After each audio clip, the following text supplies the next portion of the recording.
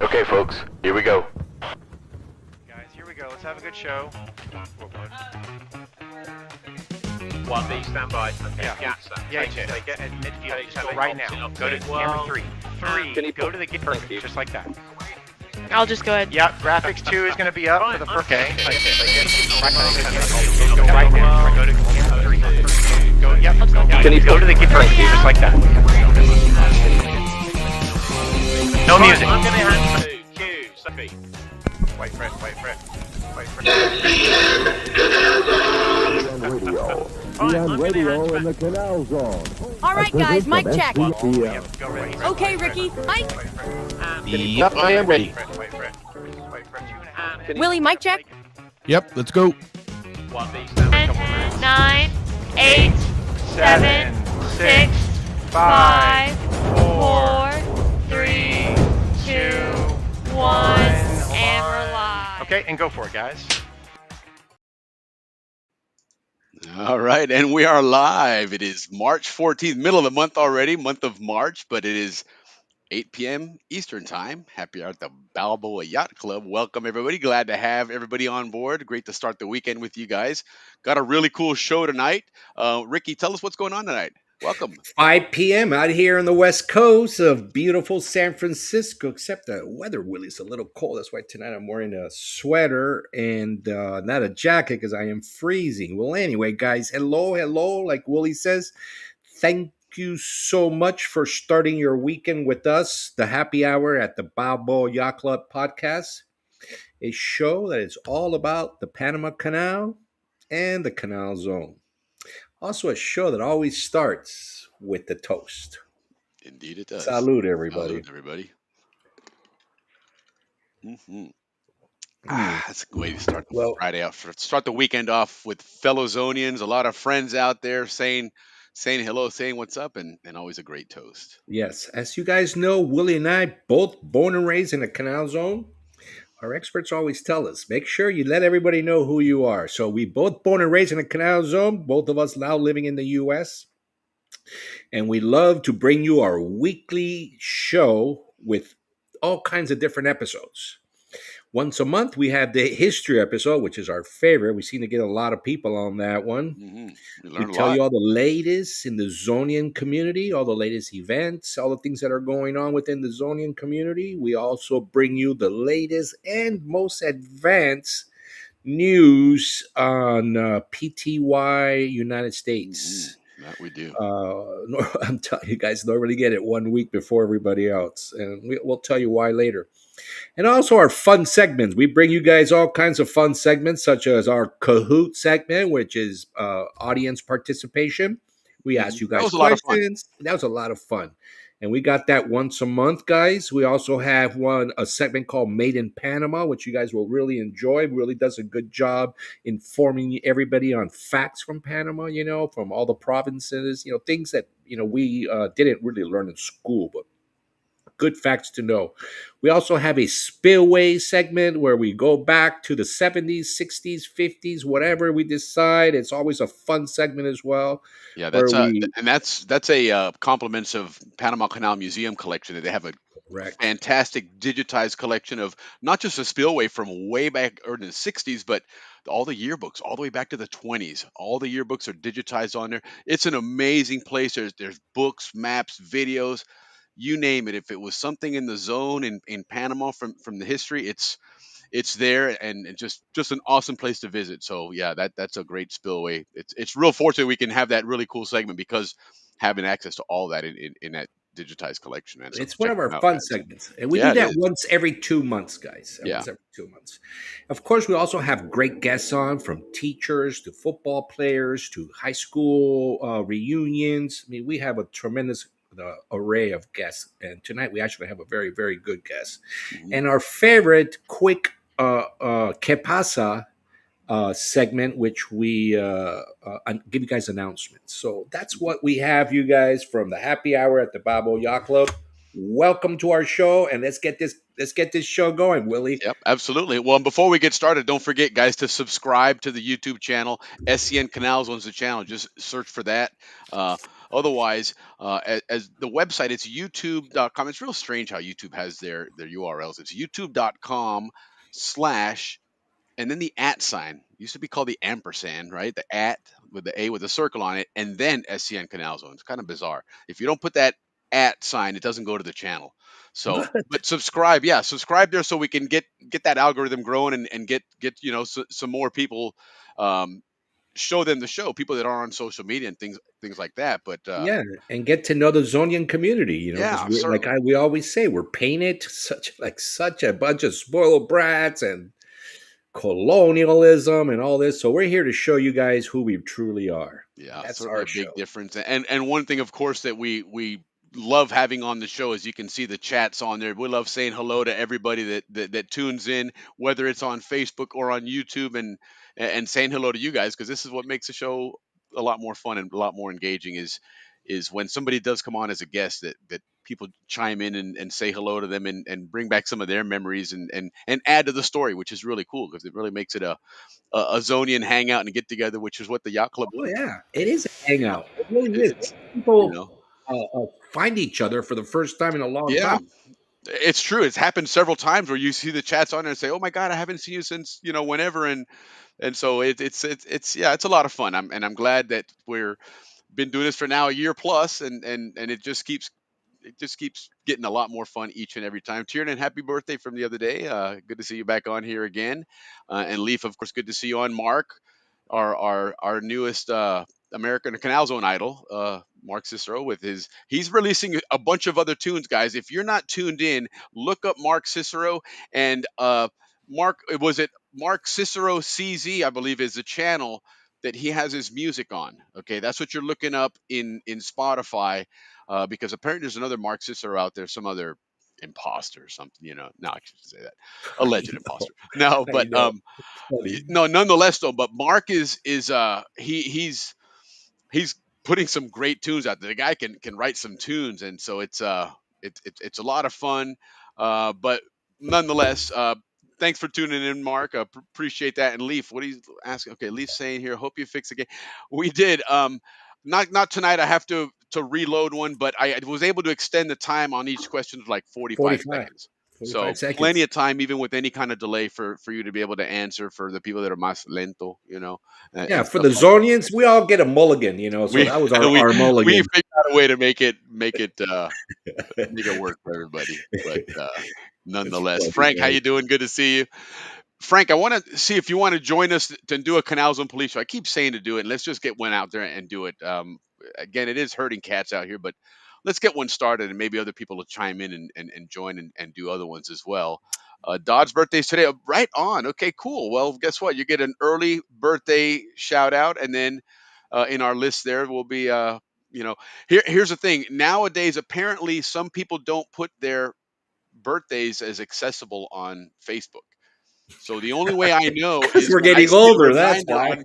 I guess, yeah, maybe that's what it is. But I only see what I see, right? And so, Yeah, yeah. so thank you for pointing that out, because I would have felt Yeah. bad not to Yeah. have The shouted out default's Dodd. probably like 46. So we're like, okay, that's good enough. Leave it Yeah, there. exactly. Well, listen, you can always put that as your date. Just change the date of birth, and it'll Yeah. fix it for you. But Jim Duff, it's good to see you. Right Happy on, Friday Jim. to you, man. Happy Friday, But guys. yeah, so listen, great show tonight. As Ricky was mentioning, we've got a lot of fun guests that always come on. And one of the guests that we're going to have, two guests actually, are Steve Ranson, he was my mass media teacher in 11th grade. He was down in the zone, mid 80s for several years, teaching at BHS, and then also he did his National Guard duty at SCN. So he popped up on the TV screen as well. So he's going to join us along with his son Thomas, who was born down in the zone when he was teaching, when I was in his class in 11th Oh, grade. excellent. Excellent. Yeah, and so the cool thing is they went back to Panama in January of this year. Now, unbeknownst to them, uh, the Canal Zone reunion was the following week. But of course, they had already bought their plane tickets and hotels and all that stuff. And they realized after the fact that that they're a week too early in one sense, but in another sense, it gave them a chance to explore a lot and not be distracted with the reunion, because it certainly would have been a distraction with everything that went on. But he took a lot of pictures and showing of what it was like, and showing his son where he was born, and obviously looked a lot different for him, like it does for a lot of us that have gone down there. But he took a lot of pictures, which we're gonna share on here, and hopefully we can get some video. He's got a lot of great videos, some footage there, some really cool uh, Cayuco race video. He did a great coverage of that Cayuco when he was working at SCN. That was just really, really good video. Captured a lot of faces that I recognized on it because it was fairly long and but really well done. So we'll share a little bit about that as well. So nonetheless, he's going to be on, but that's later on. Right now, let's go ahead and get into our bochinche and say hello to a couple other people here. Jim and Diane Bradley, good evening. Yeah, you got it working, Jim. Right on. Right on, Mr. Jim. Okay. Yeah, Jim's going to be joining us probably later on, May or June. He's got a great history in the Canal Zone, like a lot of people we've come to find out that have several generations of Zonians that have contributed to this awesome story. And him in particular has got a great history that he's carried over uh, into his fun leisure life. The guy's been on practically every cruise ship in the world, and he's had some opportunities to share his life experience and his Zonian story with people on the cruise ship in a very formal way, which is good. It's just a really awesome story. So I'm looking forward to having him on, and glad you got it working, Jim, so that you're able to watch and chime in and say hello to us, and hello right back to you guys here. So enjoy the night, enjoy the show. Leaf, we get tired of scrolling back and forth. See, this is the cool thing about Leaf is a regular. He chimes in all the time, but every so often he starts to complain a little bit, and we give him his love and his airtime, and then we'll move along. Oh, the scrolling back. I know. Yeah. Before it was like one spin. Now you're like on the third spin to get to me 63. You're like, go 68. God, one more spin. That's true. Yeah, you're absolutely right. That is very true. It does go a long way, man. Yeah. Maybe we don't need to conclude that anymore. But anyhow, but let's do this. So let's keep the show moving along here. Of course, everybody loves to hear our great song here and our fun. And Ricky's got a lot of great info about what's going on in Panama. I think for the last 6 weeks is nothing boring about Panama and everything going on there. So you got to stay on your toes, and that's where we come in. Friday nights for everybody that lived in the zone and lived in Panama, but doesn't really stay in tune with what's going on in Panama on the news front, the political end of things, and everything in general. We got it covered for you because we do a lot of talking about that throughout the week in our other groups out here. So, but Ricky's got some really good stuff out there in our bochincha. So let's go ahead and kick that off. El bochinche, el bochinche, el bochinche, el bochinche, el bochinche, el bochinche, el bochinche, el bochinche.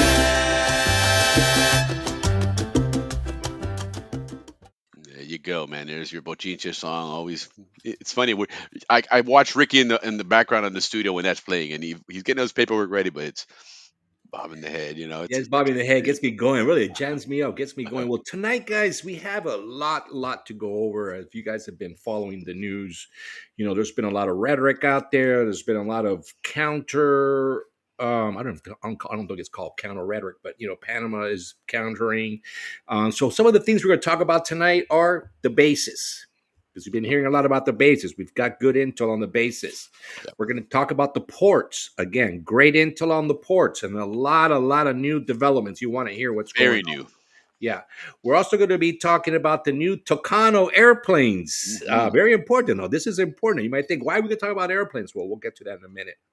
As well as the mines reopening, as well as the Caja de Seguro Social, as well as the trains to David, and last but not least, the tunnel that's being built. So let's get right to it, guys.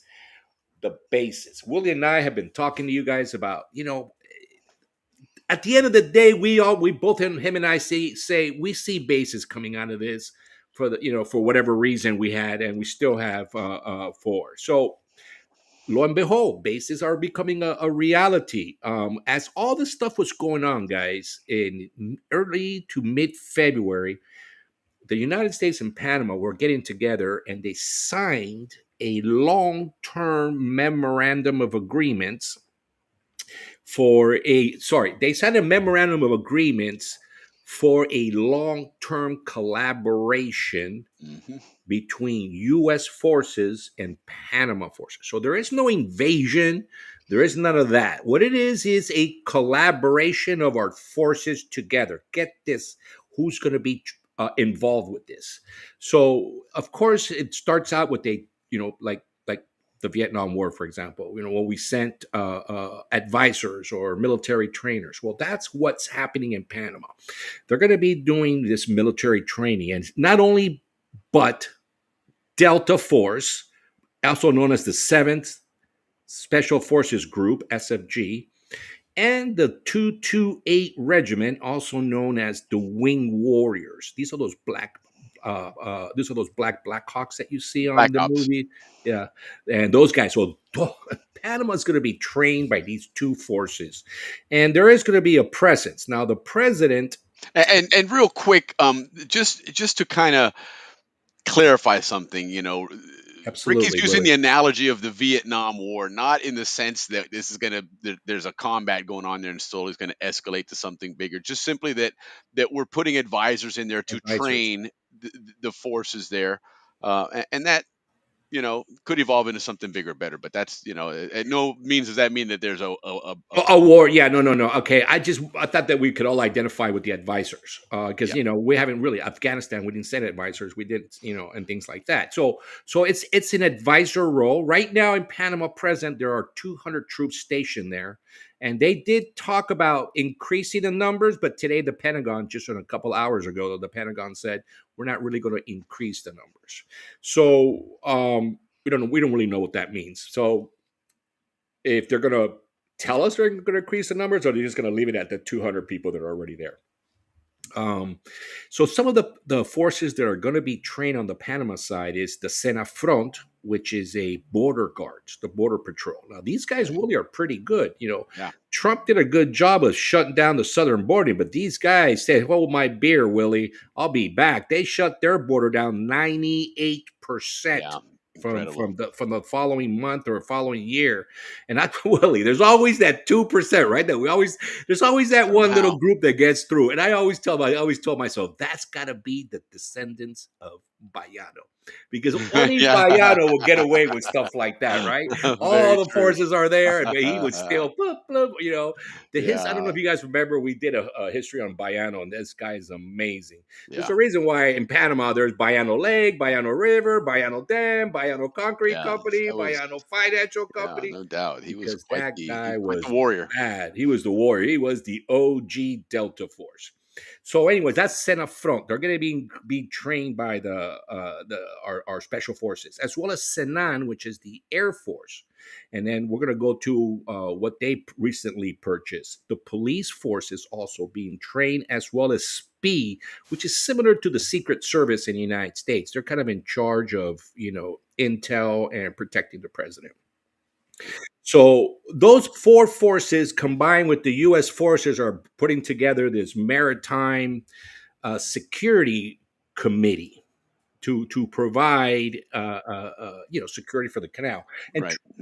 what the intent is a to provide better security, because we know from all our canal's own intel that they don't have any. Period. Sure.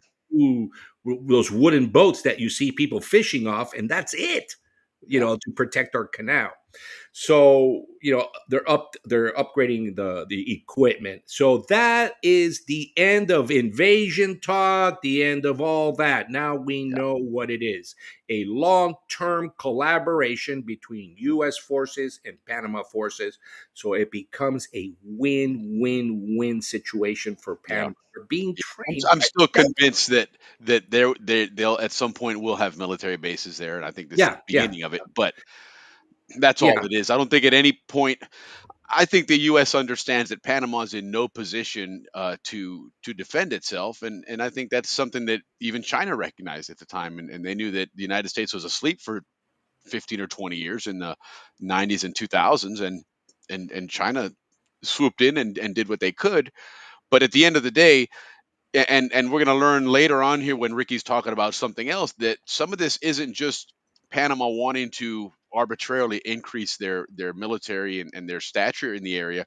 There's some actual legal obligations with some international treaties that Ricky will talk about. So it really is interesting where Panama is right now in a huge transition phase in the country where they really have pivoted 180 degrees, you know, to where everything now involves the United States and dealing with the United States and being lied to them as opposed to being allied to China. And because remember, it wasn't but 7 years ago that Panama said, "Hey, Taiwan, sorry, we don't even recognize you anymore." Literally overnight, and the next day it was China everything, and it's Yeah, been that way ever since until about 2 months ago.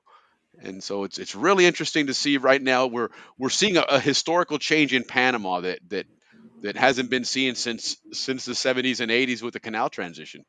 that's correct, Willie. That is correct. And we're going to talk a lot more about that. Now, one of the things that Trump has told his advisor is that he wants a bigger military presence in the former Canal Zone. So, you guys in Panama, you're going to probably be seeing a lot more Black Hawks flying around, Yeah. Chinooks flying around, and maybe some special forces vehicles driving around, maybe out there by the slide, all those other areas that are separate from the towns. But that seems to be what's going to be the end result of what's happening in Panama. Certainly. And that's basically, Willie and I have been talking about this because we've heard from a long time ago that they were talking about Sherman being a possibility and Howard being a possibility of those bases being, shared so that they're not saying they're U.S. bases.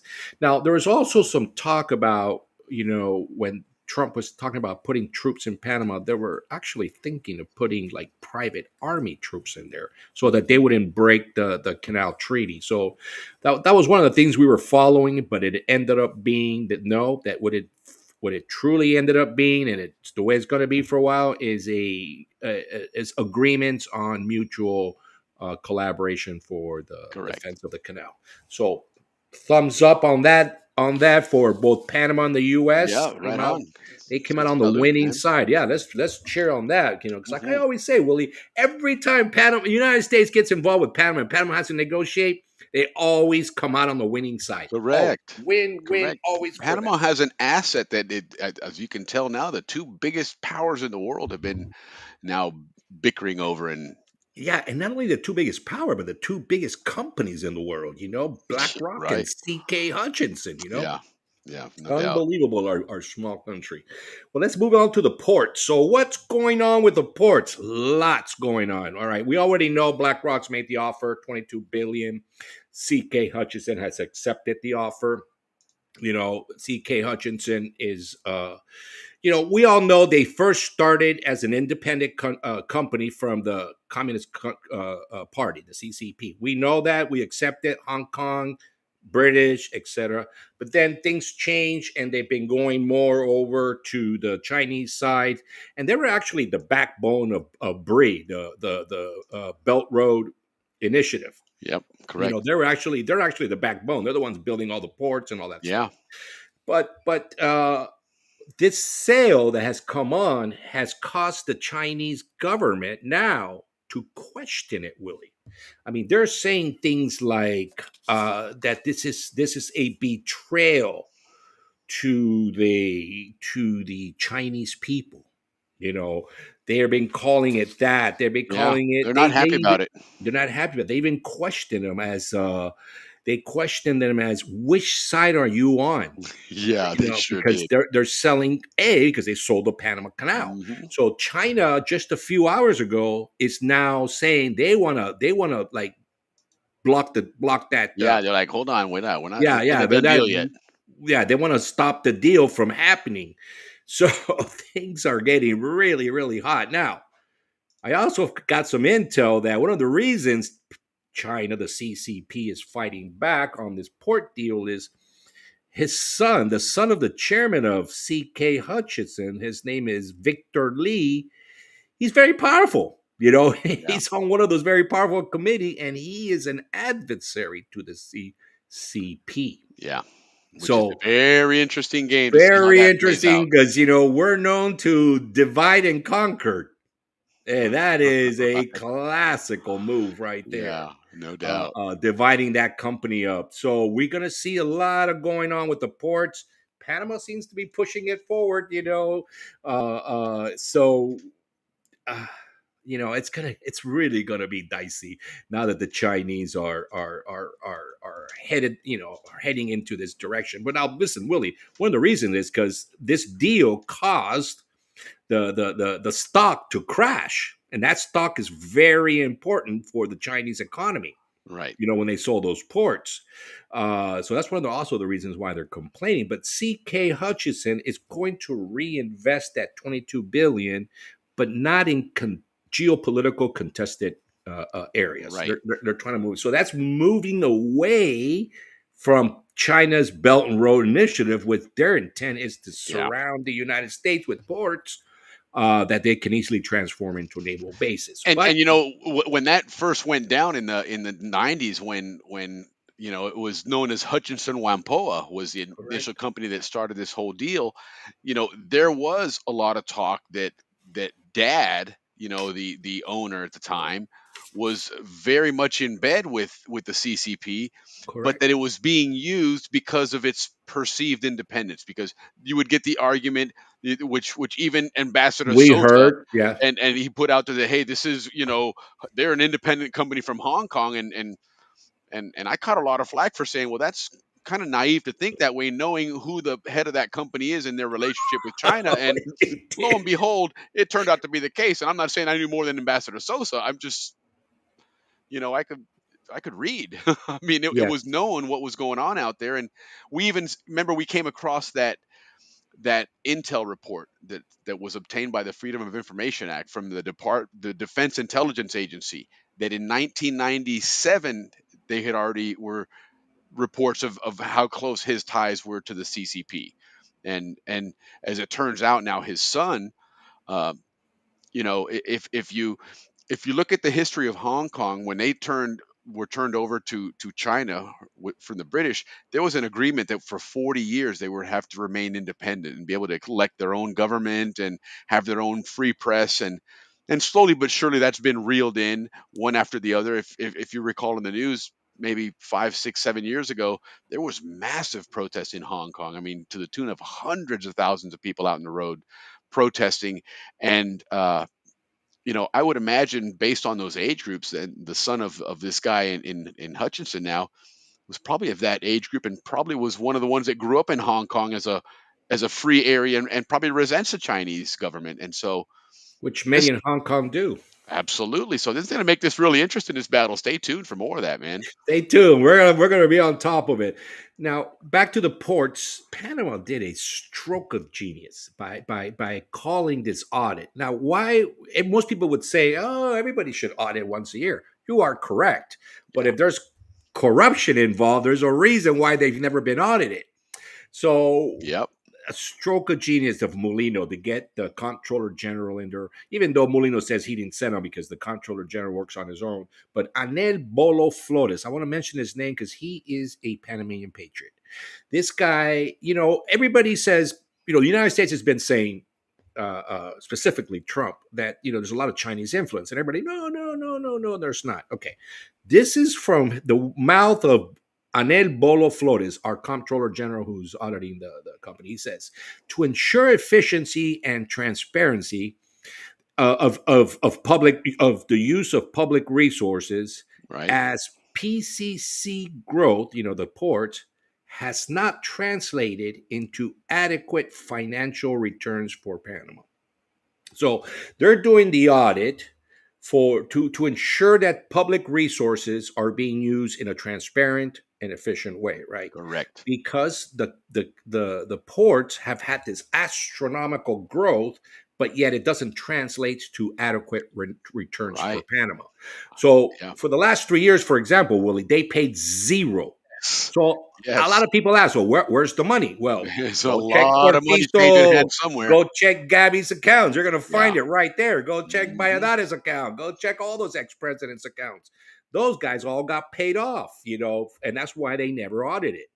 Well, that audit has cost so much. A puts Panama in the best position of this negotiation, right? Because Correct. if they don't like the result, they could just say unconstitutional. See you later, both of you guys. Yeah. Right? Which of course they won't because they're messing with BlackRock, and you're not going to easily get away with something like that. But it puts them in a good position to Sure. get all their money back from all that growth that they never got that money. They're going to get all that money back. Plus, Willie, these are the side things that are now happening. And the last thing that Anel Bolo Flores said, the Chinese have turned the Panama Canal into a colonial enclave. Okay, that's right out of his mouth. All right, so all you guys are saying, no, there is no Chinese influence. That's from your comptroller general. All right, so don't call me a Yep. liar. Go call him a liar. You know, it walks like a duck, it quacks like a duck. Okay, it doesn't have to have a necklace that says duck. Okay, Right. and that's what you're waiting looking for. And if you're looking for that, you're never going to find it. But look at the history of China. This is exactly how they operate everywhere else. And you look Yeah. and see behind the scenes in so many places where you go behind the gate there to a project and there's nothing but Chinese people working in there. It's all Chinese equipment. They loan the money to Panama. They turn around and sell them the equipment, and they put their employees in it who get paid Panama's money, which they turn around and have to repay China back. And so it's just absurd that everybody thinks that this is all on the up and up and nobody's getting paid here. But there's a lot of money And a that's lot of not accounted influence. for. Yes, but that's been all shut off now. Hmm. Now, some of the things that have happened since 8 port terminals in Colón, 8 guys, are now going to start paying taxes to There you the go. city of Colón. So Colón's going to have a heck of a lot more money coming in. Huge need there for Huge. This that, is a man. huge deal. Again, win-win for Panama. Correct. And another deal that came out of this, Willie, and I'm telling you, Panama is just nothing but win-win on everything that's happened since December 20th. Is the area around Francfield, right? It was never Yeah. developed. No. The last government sold it to one of their cronies for like pennies on the dollar for Right, of for course. the acre, right? So the new government came in and said, "Look, guys, this is too obvious." They lost the concession, went back to the government. Good. They're going to develop it, and guess who's moving in? DHL will be taking over that. Perfect. Nothing but jobs and good jobs, Jobs and you know, commerce. and commerce. So Yep. that And is revenue one. generating. The land is generating revenue for the country, not for some dude that was friends and cousins with someone else's friends and cousins. And you know what? All these corrupt politicians are lucky that United States took over because the Chinese hang corrupt politicians. They sure do. They don't They get sure to do. hang out. They hang them. And they made sure the Chinese had enough money that they could keep everybody that needed to be quiet. And that's what's really happened as soon as they've been pushed out of the way now. It suddenly Well, takes they're away fighting that. back. So yeah, Well, of course they are. Of course it's they gonna are. get exposed. All those names. But anyway, so Cologne has done that. DHL's coming to Francfield, and then our favorite mayor of Panama, he's luring in Amazon to open up big offices in the Canal Zone. I mean, in Panama. Sorry, in Sure. Panama. So Amazon, DHL, ports paying taxes, ports paying back their all the returns that they haven't paid. Again, win for our favorite country in the world, Panama. There you go. Cheers to you guys. Right on. That's Salud, Panama. our attitude. Yeah, right on. Mm-hmm. Our analysis of all 2025 this. is turning into a pretty damn good year for Panama so far. Yeah, I mean, we're seeing all the positive for Yeah. sure. No, And it all started with one speech. That's what got the ball rolling. Like it or not, that's what got the ball rolling. That's what got it started. Hey, we're You sorry, know. guys. Now, another thing that this mayor's done, even though it wasn't his responsibility, he brought it up for everybody's attention. You know how Panama has that open air city dump? Yes. All cities have, saw that. dumps. That's all the way around. So he brought it up to the attention. It's not under his responsibility, but bringing it up, they have cleaned that place up. Amazing. I saw that Amazing. before and after photo The shot before of it. it looks like a Japanese Wow.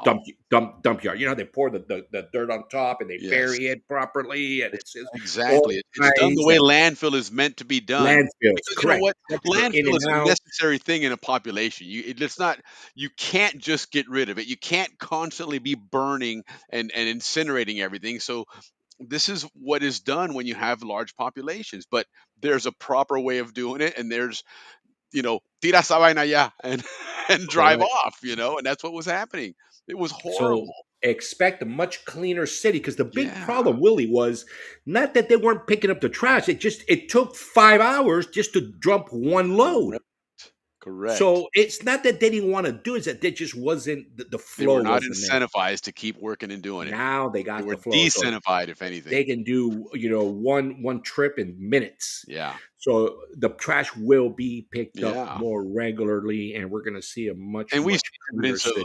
of what he can do to literally and figuratively clean up a city, because if there's one thing this guy's done, and some people say that the mayor role in Panama is almost more of a figurehead, because a lot of the, Landscape architect. That's what they are. That's you all they know can do. but That's all the that power they being have. said, if anybody goes to Panama now, to that city, there's a lot to be impressed with and seeing there, and a lot of that he's got to be given credit for, because he's done a great job Young mayor. and bringing awareness into the city where other people are taking pride in it and doing it themselves, right? And continue it, so when this guy's no longer mayor, hopefully that's now part of the culture, is to have a clean city. There's some cities in the world that are renowned for being clean no matter what, and it's just that's Tokyo. the way that people live there, and that's their culture. And he's done a lot to the guy, like you said before, he's a beast at social media, and he uses it quite effectively to get his message out, and it works. It's People And buy into people it. follow him. People buy it. He's an Yeah, influencer, a true without a doubt. influencer. Yeah. All right, let's get into the fun one, the Tucanos. We'll tell you all about what a Tucano is once Willie puts up the video. Guys, so Panama's been on the news because they just spent $200 million on a couple of airplanes, two being these famous Tucanos. There they are, Brazilian planes that you're going to see flying over Panama nowadays, and lots of people in Panama are going, "Why do we need Tucanos? Why are we, Yeah. Panama investing this?" But listen, the experts say that it's a great buy for the mission and the budget that the country has. So, all that being said, is one of the reasons that we got those is not only for the security of the canal, but also for our coastal security. Now, why am I Right. bringing this up? Uh, part of the reasons or the criteria to have good credit rating to get World Bank loans, etc., or European loans is, there's a certain template you have to follow. How you pay taxes, how you collect Correct. taxes, et cetera, et cetera. Well, Panama has been blacklisted. We all know that since the Panama Papers came Panama out, Papers. Yeah. which was around the 2017 area, right? When the Hmm. Panama Paper came out. Now, Absolutely. remember that date. So before 2017, Panama's credit rating was decent, maybe BBB or Sure. BBB plus, and Panamanians were able to get loans at a decent rate. And then, of course, they got blacklisted, and now Panamanians pay a really, really high rate of for their loans because of their blacklisting. So, Yeah. one of the things that the president Willie was talking about, why he had to spend this money was because one of the criteria is you have to protect your borders. Otherwise, you're going to have all kinds of influence coming in from drug lords to a number of other things, human trafficking, etc. So one of the things Panama had to do to get out of this list is provide that coastal security. Now, Correct. Panama had it before, Willie, but it happens to be in 2017 when Varela, the president, left Taiwan for China. He decided to eliminate all our coastal radar, all our airplane, everything. Just Yep. get rid of it. And what did that do? Dropped us, put us more on the blacklist because at that same time the Panama Papers was out, Sure. brought us down. So now American banks or Western banks loaning money to Panama, high interest, They right? have to. They have to. Your And lower credit rating means and you're going to get guess charged more. when Panama started applying for cheap interest Chinese loans? Oh boy, isn't that 2017. convenient? Isn't that convenient? So one of the reasons, right, that we got these Tucano, these beautiful little airplanes, is not only to chase the drug lords and shoot them down, is to meet this criteria of protecting our Sure, meet our coastal. obligations. meet our obligations, and to control illegal fishing for all our Canal Zone friends out there that are in the fishing industry. You're going to have, because Willie, they come on our chat group and they tell us, hey, where's all the fish? All the, Listen, where's all the fish that in is, Panama? oh my God, that whole fishing machine that China has on the illegal side, and a lot of times it's borderline illegal. They just skim along, just barely flouting certain rules. And in truth, this is also part of that debt diplomacy when we've been talking about that they Mhm. do with some of these countries. They're going after their fishing stocks. And so they again offer these great grandiose projects, and of course they don't make sense to the normal accounting person there, but they sure as do make sense to a president there that suddenly ends up having a lot of money and walks away laughing. And next, they've signed a deal with these guys, and now in return for not paying that, what are you going to do? Well, you have access to our fishing grounds there, and I mean within months, they're depleted. Depleted, They yeah. it is a fleet of ships that goes in with the processing ships right behind them, and these guys are filling their ships up. They're going, and in 24 hours to 48 hours they are back fishing again. It's not like they got to sail far away to unload that stuff. It is done right there on the spot, and it's like a damn vacuum cleaner. And they just wipe those stocks out everywhere. And in a lot of places, it's illegal. And they It's do it. illegal. It's they do these black ships that are literally black ships. They intimidate countries. They bring in their supposed coast guard, which is thousands of miles from their coast, and it keeps people away in a lot of situations. So there's a lot of reasons why this is going on, guys.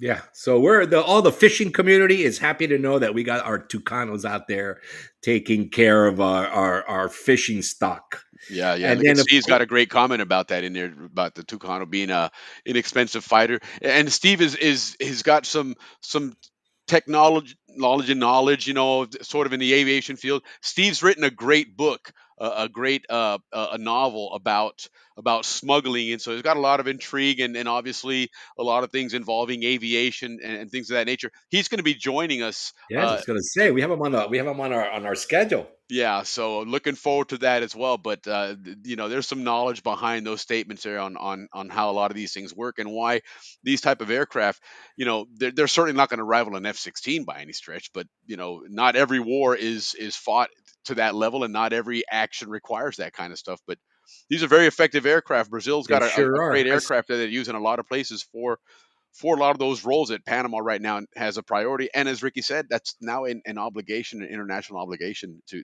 provide certain levels of security anyhow. So it's Anyhow. it's money that's needed to be spent. It's not because Panama's trying to suddenly arm themselves. Yes. So again, win, win, win. And these guys are being trained by the very best in America, man. Our Right Delta on. Force, man. Hmm. Right on, right on. Panama. All right. So that's what's going on. Oh, yeah. And they also bought they bought two of the Tucanos, and they also, Willie already put it on flying over the Howard Air Force Base. Yeah, yeah, yeah. Good, good. When I saw that, I noticed that. I was like, whoa, that looks like Howard. Yeah, yeah. When you told me, I was like, hold on, let me make a good image here. Put that to that. What do you do that like in 20 seconds? Yeah, that Excellent was pretty shot. quick. That was good. Yeah. That was good. Well, they also bought about 4 transport planes, like the smaller version of the C-130s. Yeah, And we have been seeing those landed at Howard over and over. sure. So obviously they've been practicing, the pilots. So those will be used mostly for transporting our Sena Front troops. They're the border guys, so they got to go from Costa Rica to Colombia back and forth. Well, and those aircraft are also designed for rough field operations, Correct. so They when there's land that anywhere. airfield out in the woods somewhere that's not paved, but it's an area they need to get to, that's the type of aircraft you need. So it's Correct. Like smaller enough like to get a into those like small a airstrips. correct like a drug A laboratory. formerly used runway there that somebody They can conveniently land left, there and unload troops. No, Yes. exactly. And Yep. of course also for natural disasters, as Panama's now having forest fires, Panama forest fires. And that has to do, unfortunately, with a little bit of the weather change. I'm not going to Yeah. use the other term. So yes, Panama spent 200 million. We got 6 brand new planes. I think the transport planes are American, and the Tucanos are Brazilian. So we got that Yeah, taken the care of. transport planes, they may not be American. They're probably European Okay, because they're smaller. I Yeah, thought yeah. I thought our source said it was American. My bad. My It bad. could be, but the Europeans have a smaller version of the C-130 that's very effective in a lot of smaller countries that have that smaller budget are able to do the same thing. C-130 is a bit of overkill, I think, for what Panama's looking for. But Yeah, the smaller version. So that's what we have going there, guys. And so that's good. Now we're going to move on to the mines. Everybody knows Panama was one of the countries that revolted against open mines. It was beautiful to see country yeah, come together for a cause, shut the country down too. Let me tell and you. they yeah a couple guys lost their lives, Yeah, and everything peachy keen. They closed it down. Well, then it ends up being, well, it was actually generating a lot of money yeah. and providing a lot of jobs, That mine's not and going away, folks. so they had a soft opening recently by selling $250 million worth of the copper they had already taken out. But when they Okay. closed it, that material just sat there. So the president, on a whim, because now the assembly, all the young assemblymen are upset about this move, but the president just said, you know what, sell it. The money that we have from that, we're going to use to take care of, closing it down and Sure. then restarting it. There's a cost involved, Of course there is. so they're going to use that money for that. And the one thing I did like was the president ordered for them to go ahead and fire up their transformers, their electrical transformers. And the reason for that is to provide electricity to the local areas is electrical Right. grid. So it's again win win win win win.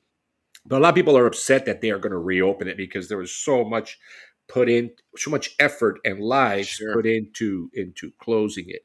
But at the end of the day, it seems that they got to pay If the it's done bills. right, it's a resource for Panama. It's a an opportunity for income, but obviously there's certain things that have to be respected and done the proper way. And Yeah, yeah, yeah. but you can't ignore the fact that there's a valuable commodity underground there in Panama, and that's something that's sought after in the entire world. And so you when you have a country that's got some of the levels of poverty and all the things that could be fixed, it's hard to argue against that. At some point, you're going to get, if it's not today with Molino, it's going to be down the road with somebody. It's going to happen. It's going to happen, right? Yeah. And the other good news about the mines is all the legal arbitration and all that has Right. been eliminated. Sure. They're all how you call it, playing nice now. But Molino has said that there was an environmental impact report item that hasn't been fulfilled yet, and it's like really really important that they first meet that criteria Right. before anything is discussed about opening the mines. Because I don't want to say that they're going to open it because everybody's trying to say just the opposite. Correct. One of our good friends, Paul Gibbs, said soft opening. I thought that was a perfect term to It's a use, gentle way of putting it, a a little gentle bit way of more putting it. palatable. So that'll bring income to the country plus Hmm. employment. Because a Yeah, lot of suppliers lost a lot, from the of losses. course. And I do understand the environmental side, and I don't want to sound like a war hawk or something, but guys, sometimes a nation comes to a point where you need to resolve problems, especially financial problems, and Yeah. the mines are going to provide that. And hope they do it right, and I hope that moves forward. uh the other stuff that we have to wrap up my long segment before we lose our guest is the Caja de Seguro Social, which is the social security system in Panama, has been resolved. They've got a new law in place. The good thing is they're not raising the retirement age, or they're not lowering what they get at the end of what they get once they retire, which is $1,500. By the way, that's not chump change Yeah. when you retire in Panama. And if you pay into the system 600 payments, you get $2,500 for your retirement. Okay. So that's pretty good for Yeah. that's not a Yeah. bad retirement, Certainly. for the country. Certainly. Yeah. So that's what we have, guys, on our geopolitical Yeah, interesting. And look at strategic what HP's segment. adding to the conversation there. He's mentioning that, one of the things that came up in the protest was the water table contamination from the mines. And it turns out that the rice farms are making an impact on it as well. So, are we going to shut down the rice farms now? There's got to be a balance struck somewhere. You're never going to have a 100% clean, effective system, but you gotta you gotta strike a balance there and see what's going to benefit both the country and the population, and your responsibility to the population. It's the voters are going to decide it one way or another. At some point, if the population says, "Hey, we do need the income and the benefit of these resources," someone's going to run that's in favor of that, and they're going to get voted in. It's going to happen. So What happened? you Yeah. may like it or not, but that's what you have to look at it and understand. And again, if it's done the right way, it can still benefit the country and preserve the country and stuff. But on a quick side note, with HB chiming in here real quick, don't forget, guys, tomorrow on Hallmark is part 2 of Mystery Island, which is a mystery film. I guess you could call it a mystery drama that he stars in as Fredericks. And if you want to watch part 1, I started watching it. I haven't finished watching it yet, but I'm going to binge watch it tomorrow and then watch part 2. You can go to Hallmark Plus and you have a 7-day trial. So sign up for the 7-day trial, and you get to watch both the first episode, Mystery Island, and watch the second one. It's really cool when you watch something like that. That's a big production. You're like, man, I know this guy. Look at that, and it's cool, especially impressed at your British accent there, HP. Nice work with that. So He's a make great sure you guys actor. tune in and check it out, man, because it's really cool, and therefore. Of course, we always take care of our Zonian familia here. That's what we love to do here. Which, speaking of, before we forget this, hold on, filmed in. I figured it was. Now, is this a British production or is it an American production? Because it seems like there was a lot of British actors on there, and like I said, he's got the British accent where you'd assume he was another British actor that they put in the film, man. But yeah, check it out because it's really cool. And part 2 comes out tomorrow night. But another Zonian that we want to celebrate, and I've been meaning to do this for 2 weeks, and I keep forgetting because we just get sidetracked doing other things and stuff. But remember a couple weeks ago, Ricky, we were talking about on Friday night there was in Tampa there was a wrestling match or a jiu-jitsu, I guess it was a tournament. Mhm. And one of our Zonian friends, Warren Gibbs, his kids, his whole family, they practice jujitsu, and his kids were in it. Turns out one of them got an injury in training the week before or a couple of days before, so he wasn't able to participate. But the other one was able to. His name is Stone Gibbs, and Best name. yeah, so it's really cool name. And hold on, yes, I played British, and all the British had gringo. That's hilarious. That's like the guy that blew me away on Band of Brothers. Lieutenant Winters. That guy. When I finally saw him one time do an interview years after I'd watched that show, and he's talking and he's British, and I'm like, holy shit, look at this guy, because I swear to God he was as American as everybody else there was, and he was a British actor that played a fantastic role in that show. So well done, HB, on getting that British accent.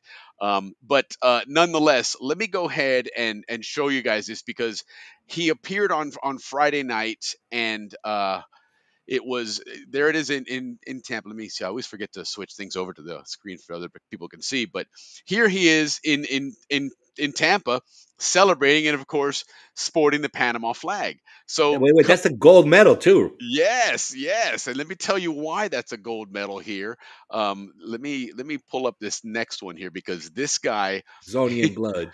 he's Zonian blood. So here he is, and you got to pay attention here, guys, because it is really, really fast that this happens. But hold on, this is a picture, I think. Yeah, this is a But picture not of what. only Zonian blood, Los Rios Zonian blood. Yes.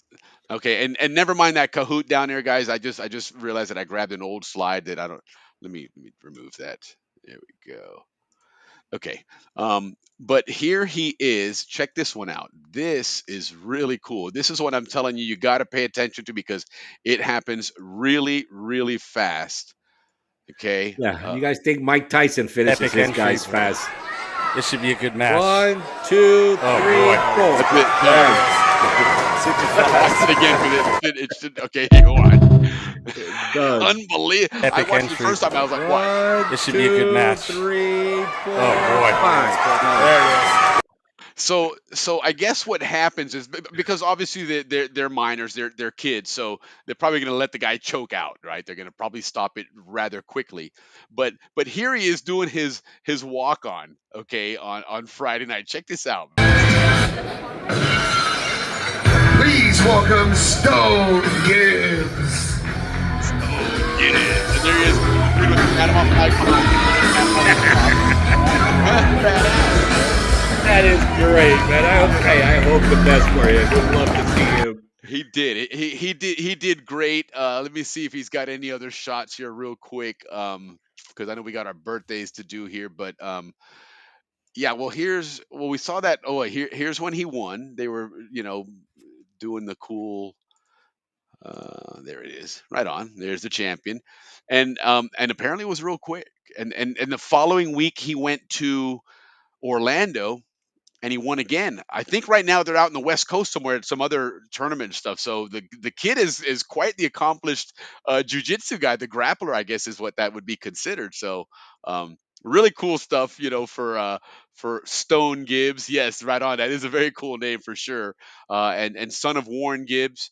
And hold on, because let me get his other son's name, because obviously he got all the love because he's the one that was here, but.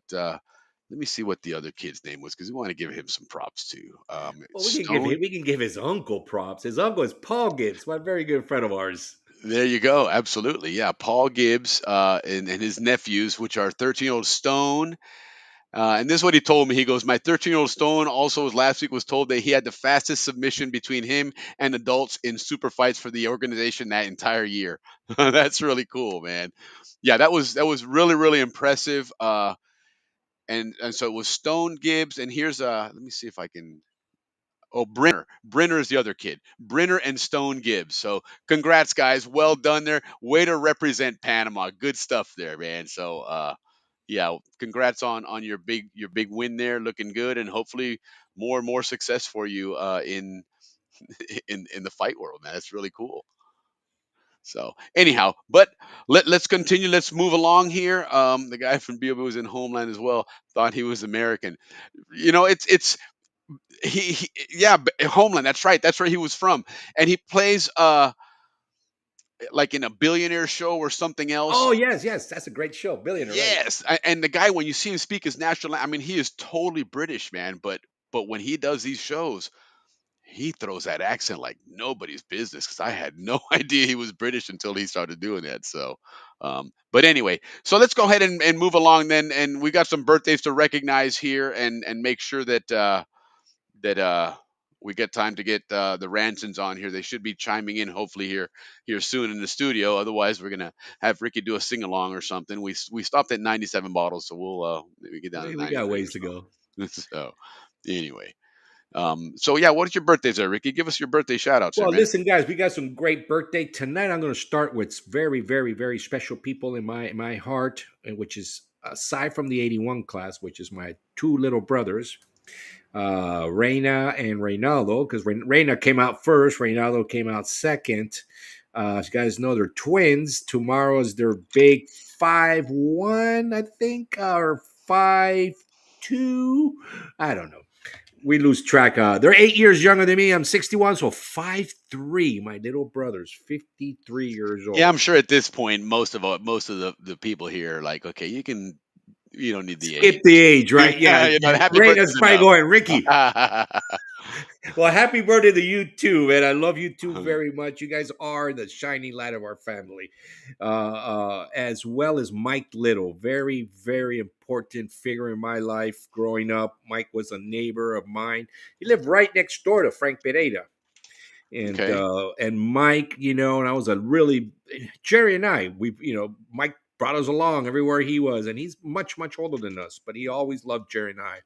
So, Mike was a drummer, I was a drummer. Mike liked Jeeps, we liked Jeeps. Mike was a quarterback, I was a quarterback. We just did everything Mike did. So happy birthday to you, Mike. Love you very much, hermano.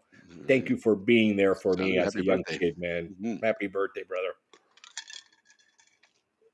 Yeah. Moving on. For the class of 81, big name in my life, Sonara Reese. Okay. Last week we celebrated her. I just want to celebrate her again. She Right is such on. a wonderful human being.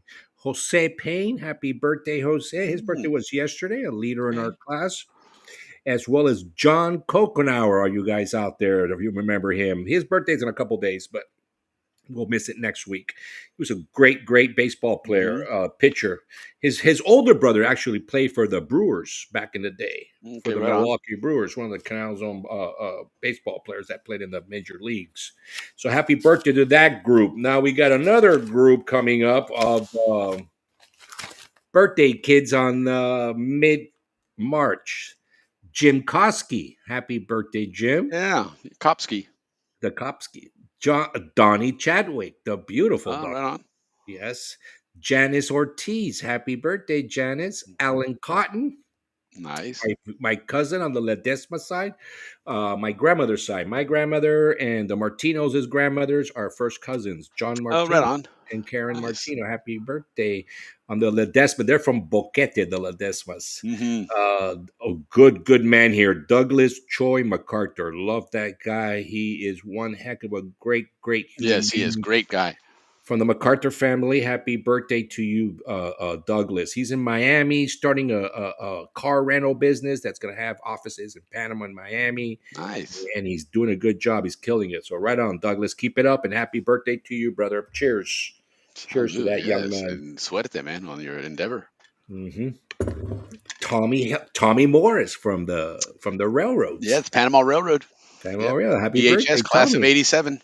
He's a great Zonian. Sure is. Nilka Guerra. Now let me tell you this. Happy birthday, Nickel. But I was looking at our mutual friends. You know, my sister's group, my group, Roby's group, the twins group.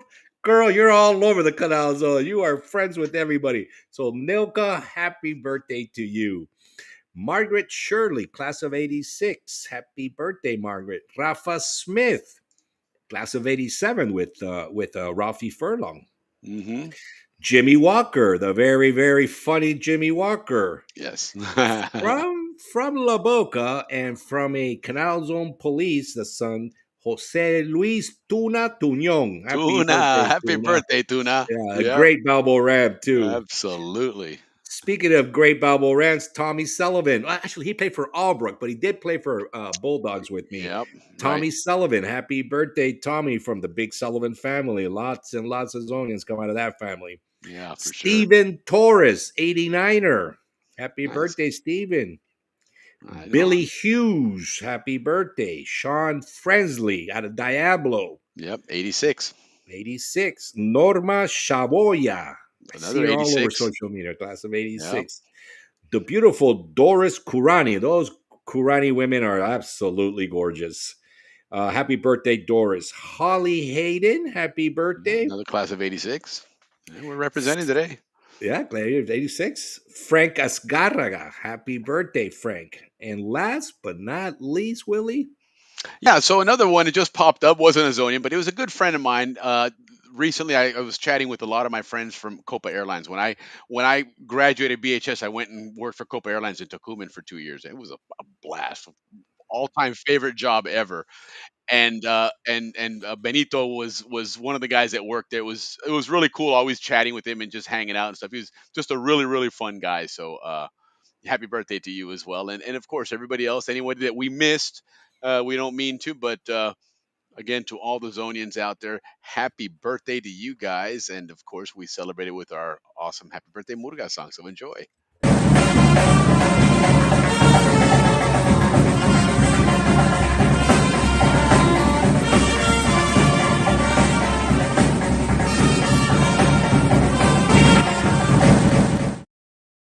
You go. So happy birthday indeed to everybody out there. So very good. So now listen, guys, we're getting ready to queue up our guest.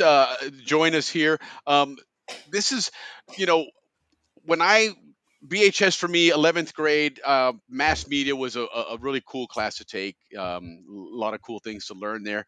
And teacher was a new teacher to me, someone I didn't recognize, someone I didn't know, who was new to the zone as well. Steve Ranson had just come down. And at that point, remember, 1985, 1986, that era was now DODDS schools. It was no longer, the Panama Canal school system. But nonetheless, really cool teacher. Learned a lot from him, and he was also one of the football coaches out there. But in addition to that, he did his reservers National Guard duty down there at SCN. So you may recognize him from SCN. In fact, let's go ahead and show you something real quick here as we bring our guest on. Let me go ahead and get this queued up for you guys here. But this is Steve Ray. Also a good time for two nations to get together and show their friendship, as in the case of these Panamanian students. Reporting for the community scene, I'm Steve Ranson.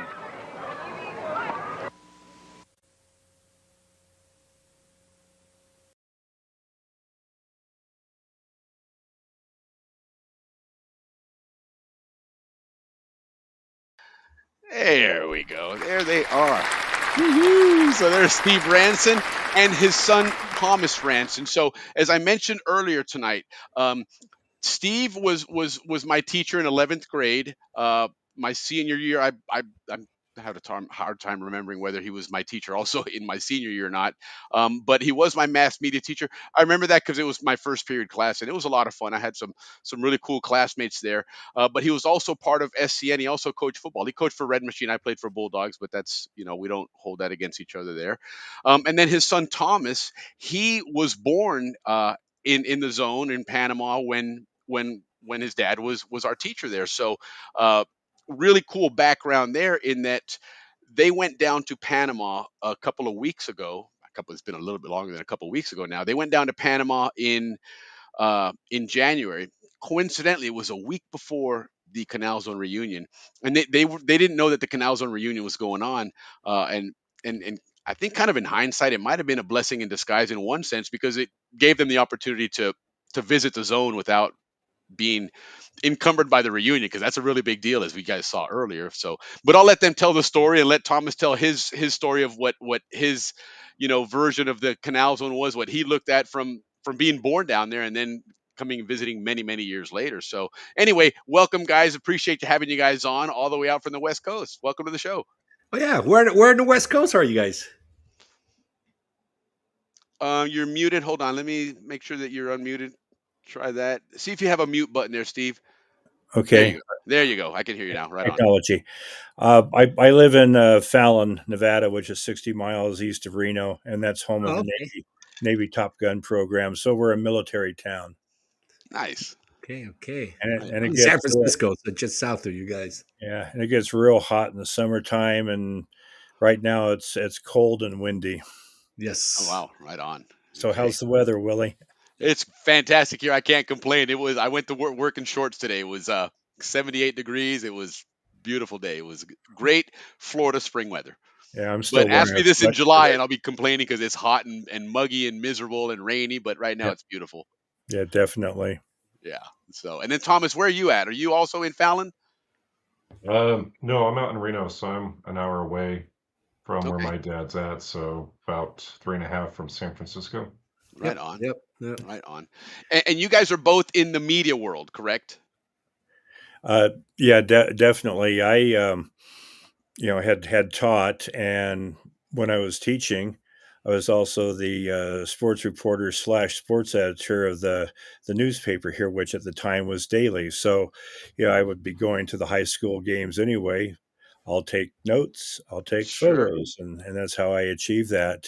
And then after I retired, I became the full-time sports editor, and we were at the time part of a conglomerate of other newspapers, and we covered college bowl games to baseball games involving local players. I did a story on Sean Estes. I don't know if you remember him when he played for the Giants and then the Mets, but kind of hung around with him on a story, and it was a fun time. What connected you to him? Pardon me? What was your connection to him? He's from Douglas County, just south of Carson Oh, City. okay.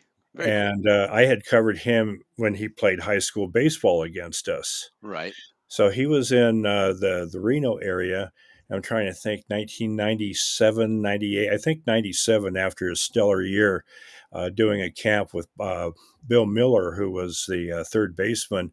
And I was invited to go to dinner with him and the organizers. And it was a very interesting time just getting to know a player from their perspective of being home again. Sure, sure. That's cool. And then Thomas, how did you get into the media world when uh I guess you did it up there in Reno? Is that how that worked?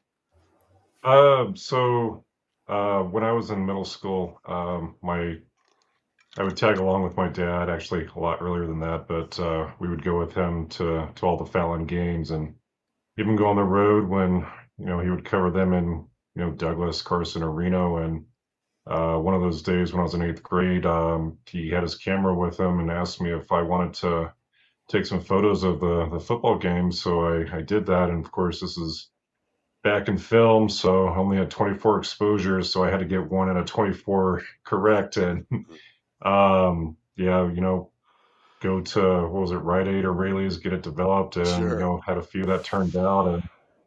And yeah, I got my confidence kind of going there. It's like, yeah, this is something I could probably do. And yeah, I started It's doing. kind of cool to be on the sidelines. Everybody else is under Yeah, the stands. it You get to was be on the nice. sidelines. Yeah, it was definitely nice. So yeah, I did that quite a bit, and then slowly got into the writing aspect of it as well. And working on like some of those JV or freshman. God, if you could believe that, 20, 25 years ago, that we actually wrote stories on JV and freshmen. You don't see that anymore. And Yeah, right. doing the stats recaps. And then I started working on like swimming and track, and then got my way up to doing feature writing column. And yeah, I've been doing that ever since eighth grade. And I hit 40 in a couple months. And yeah, most of my life it's I've had some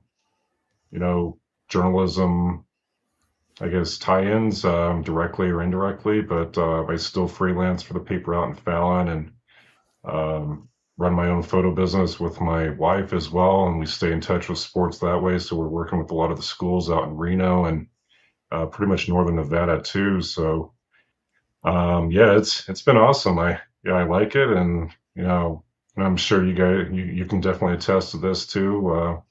The amount of red ink that you would see on your copy, it was, take that as a compliment almost, because he just, Right. he wanted you to get better, and he knew you could. And you're always going to have red on your copy, so you just try and reduce the amount of ink that he's going to spill over your paper there. But no, it was pretty cool. And having him as really my copy editor for sports, and even the papers I wrote for school, and stuff like that. It's been pretty sweet. No, absolutely, and no kidding about that whole red ink thing, because it's one of the things I've always found from my coaches and teachers that made a difference was the life lessons, and that's as much an Mhm. analogy for anything else, even outside of the media world, that you know be open to feedback and opportunities to improve and grow. And that's, I think, was something that we always look at, and Ricky can certainly attest to this. Part of the culture of football growing up there was what you learned from your coaches, and to me it always was life lessons.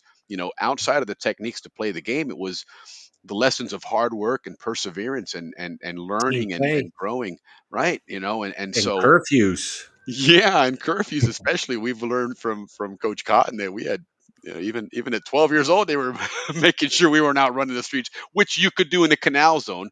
Which brings me to my segue here. So Thomas, in a couple of months, you'll reach 40 years old. Okay, so in a couple of months, we go back then to 1985, which is when you arrived on this earth via Panama. So tell us what your adventure was. What, obviously you don't probably have memories of Panama back then because you were obviously quite young, but you went back recently. So give us your first impression of that, and then I'm going to go to Steve and have him tell his story of how that started back then, and then how it went back to the story here in January. So what was your But, first impression of Panama after knowing what you've learned from your dad and seeing, and then mhm. your take on it? Honestly, it was pretty nice. It was a nice break from the desert and the mountains with all the snow and um, yeah, man, 80s in January. I'm not going to complain, especially when we're in the 20s right now and we got snow, yeah, coming outside the window and but no, it was good. I know this is something my dad especially has been wanting us to try and do, and really one of those few items that was left on his bucket list was to the two of us to kind of revisit where my life began, and it was pretty neat. And after we arrived, we drove around, saw one of the rainforest resorts, and just down the street was where the our first home was. So one of those fourplexes. So got to see that, which is pretty cool. But obviously the canal, it was pretty amazing to see that. And I know, like we've talked before, it was it's one thing to read about it in history.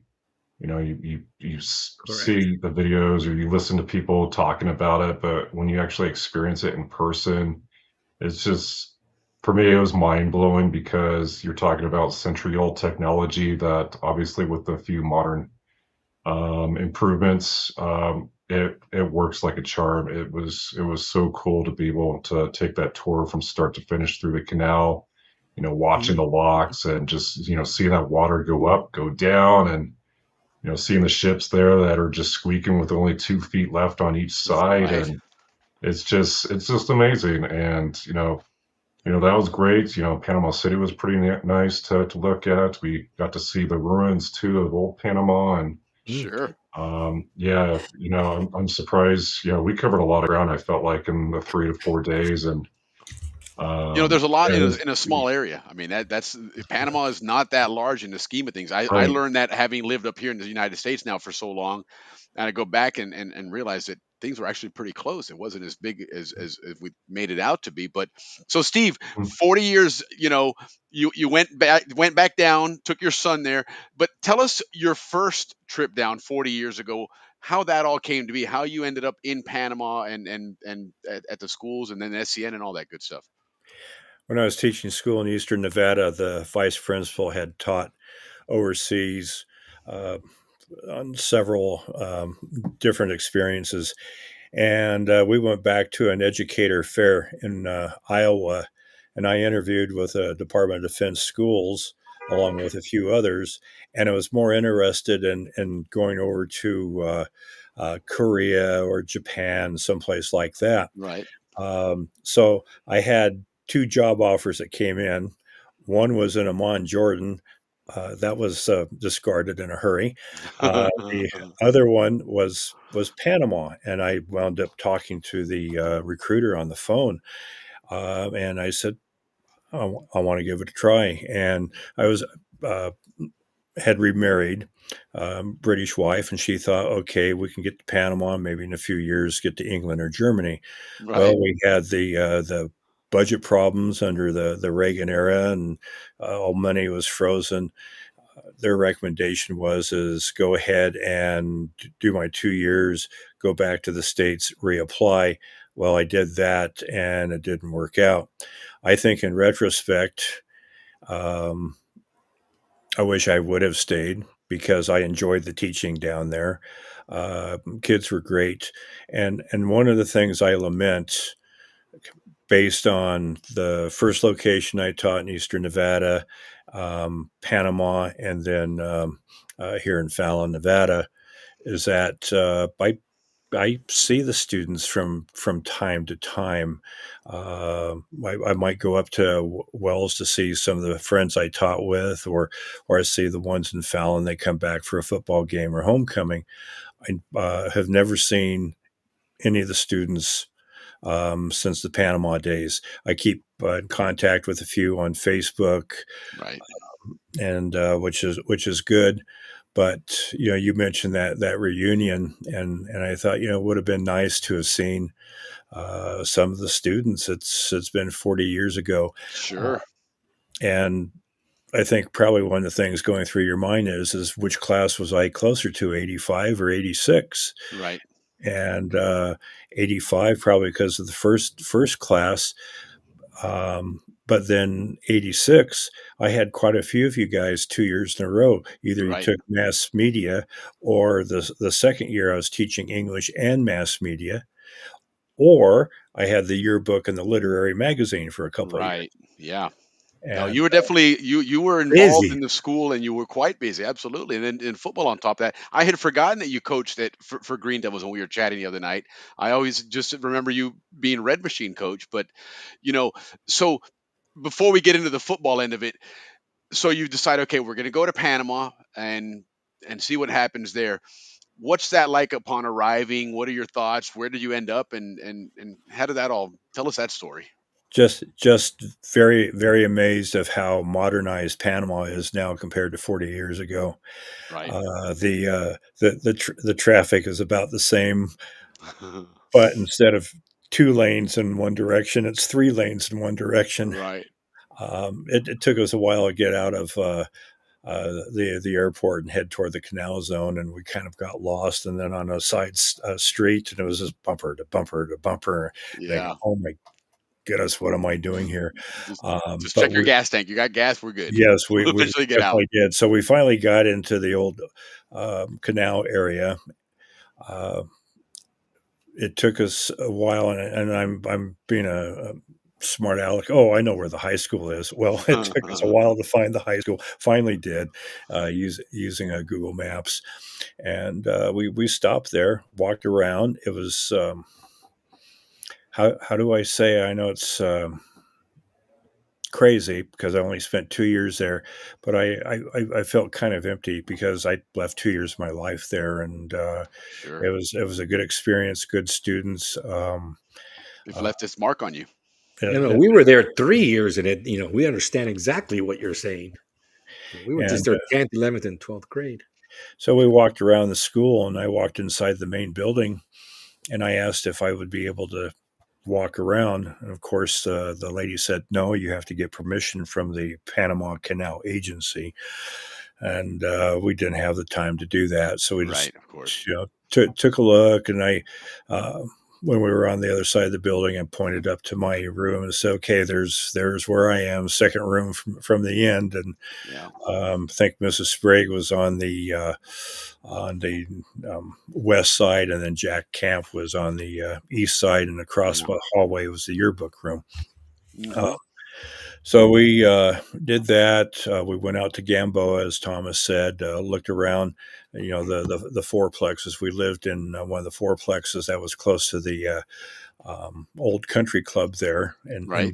Gamboa, which is no longer there. It's that big, huge resort, which I've read about. And we took a look around there, and, quite impressed. But most of those fourplexes up on the ridge in Gamboa, they're unoccupied. Yeah. Most of them are.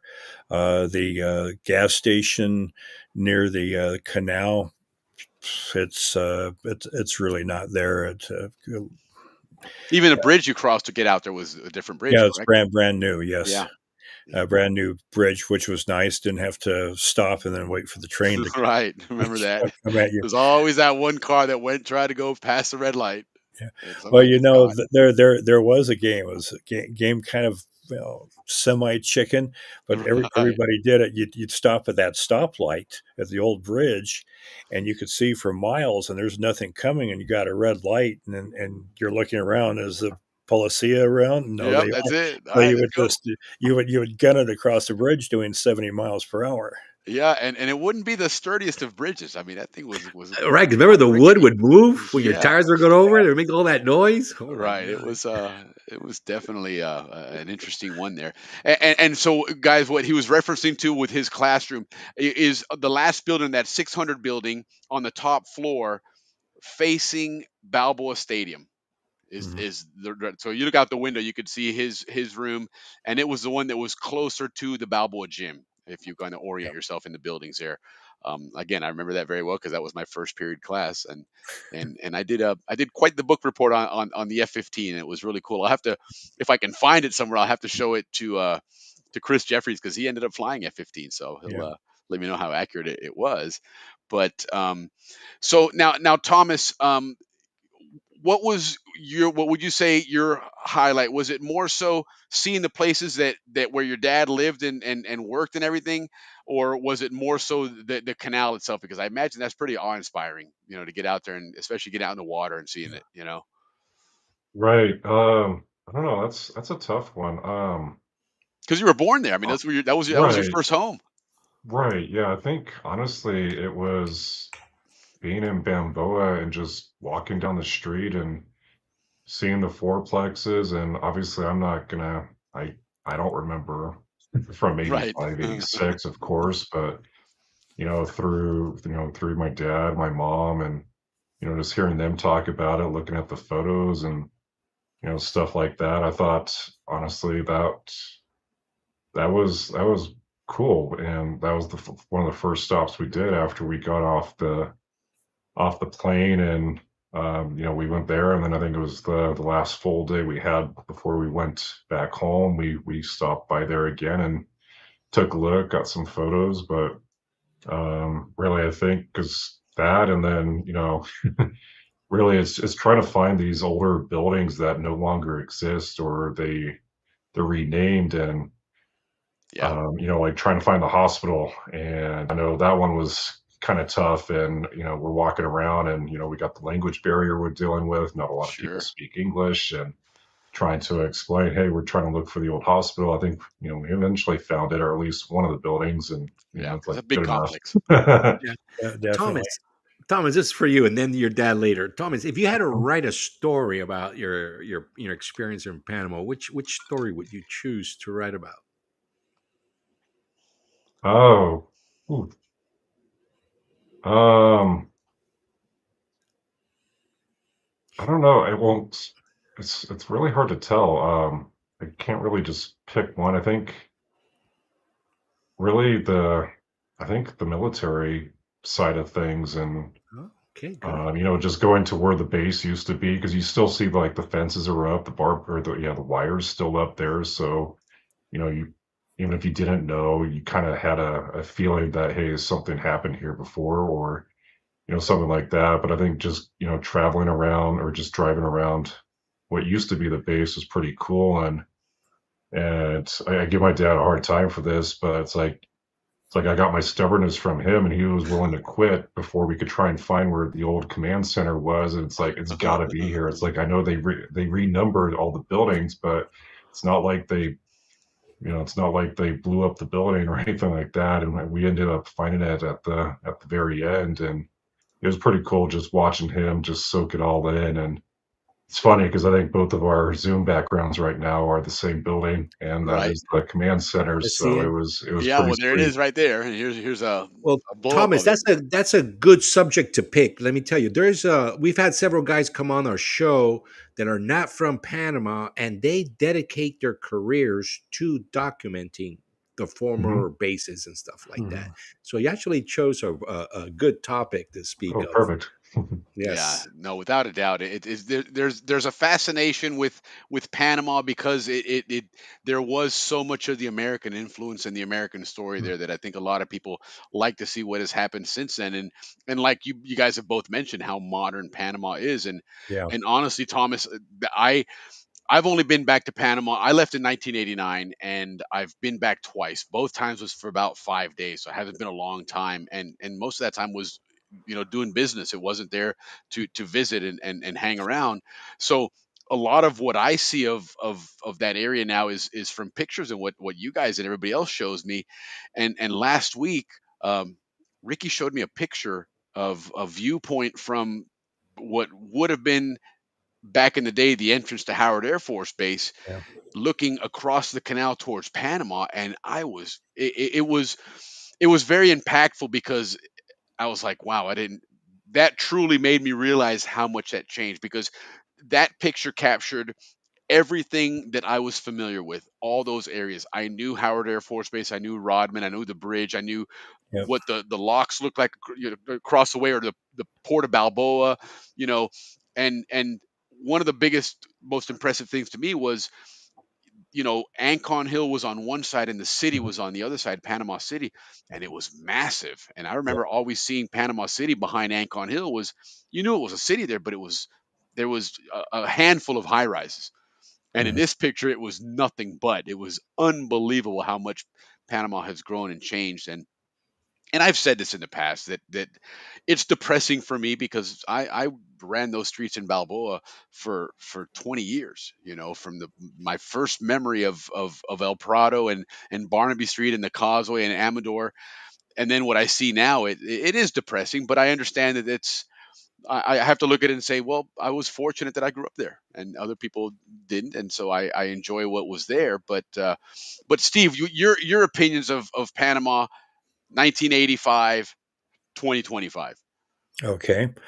Um, you mentioned the areas. It's just grown. And I'm looking at this picture of SCN, and it's kind of funny if people were just watching us today with Thomas or me, and that in the background, they might have thought that was a for sale sign rather than SCN. Right, But right. I came back to Panama in 1988 on a Okay. National Guard annual training, and we were supposed to spend 3.5, 4 weeks there in Panama. Well, something happened to where I only spent a week in Panama because there was some international, um, it's not a conference, maybe expo in Santiago, Chile, and the Virgin Island National Guard band, and then some of the unit from Panama were going down there to participate. So we were told by Southcom, who was overseeing our annual training, that they needed three of us to go down to Santiago, Chile, and the commander at the time, I was the XO. He just turned to me and said, "You've been to Panama. You can go." And so we went to Santiago. Then we came up, and when we came back to Panama, we came back through Bolivia, spent a little time there, and then came back up to Panama City, Okay. and we spent the rest there. But it's changed. The I'm definitely a little more emotional than Thomas Of on course. on this. It's just you get to a place, and I think you'll find that when you go back too, is you start remembering certain things. Uh, I may forget something here and there, but a lot of things just came back of the experiences, the fun, the sneaking the food into the yearbook room when we were Right. working on the yearbook during class time, and things like that. That was a good time. Or going over to Cristobal for a football game and having it delayed because of lightning. Right. Um, it's it was overwhelming, and I think Thomas would tell you, especially the stop at the high school and the stop at SCN. Got a little choked up, got a little teary eyed of thinking maybe I didn't Sure. spend enough time there. Um, and like the three schools I taught at, um, I'm I might have been an educator with a red ink pen, but I wanted to see everybody succeed. And I tell parents, these are your children, but they are my kids. Right on. Right on. And I pretty much do that. The other thing, when we had COVID 5 years ago, is somebody asked me, "What was your favorite decade?" If you had to write about a favorite decade, and this will probably go with what Ricky asked Thomas, I would have to pick the '80s, because the three schools I was at each had a plus to it, and then in my life there was a plus. Like, for example, in 1984, going over to Korea for a team spirit exercise, and before I taught, I was doing TV news in Reno on the weekends, and then a producer during the weekday.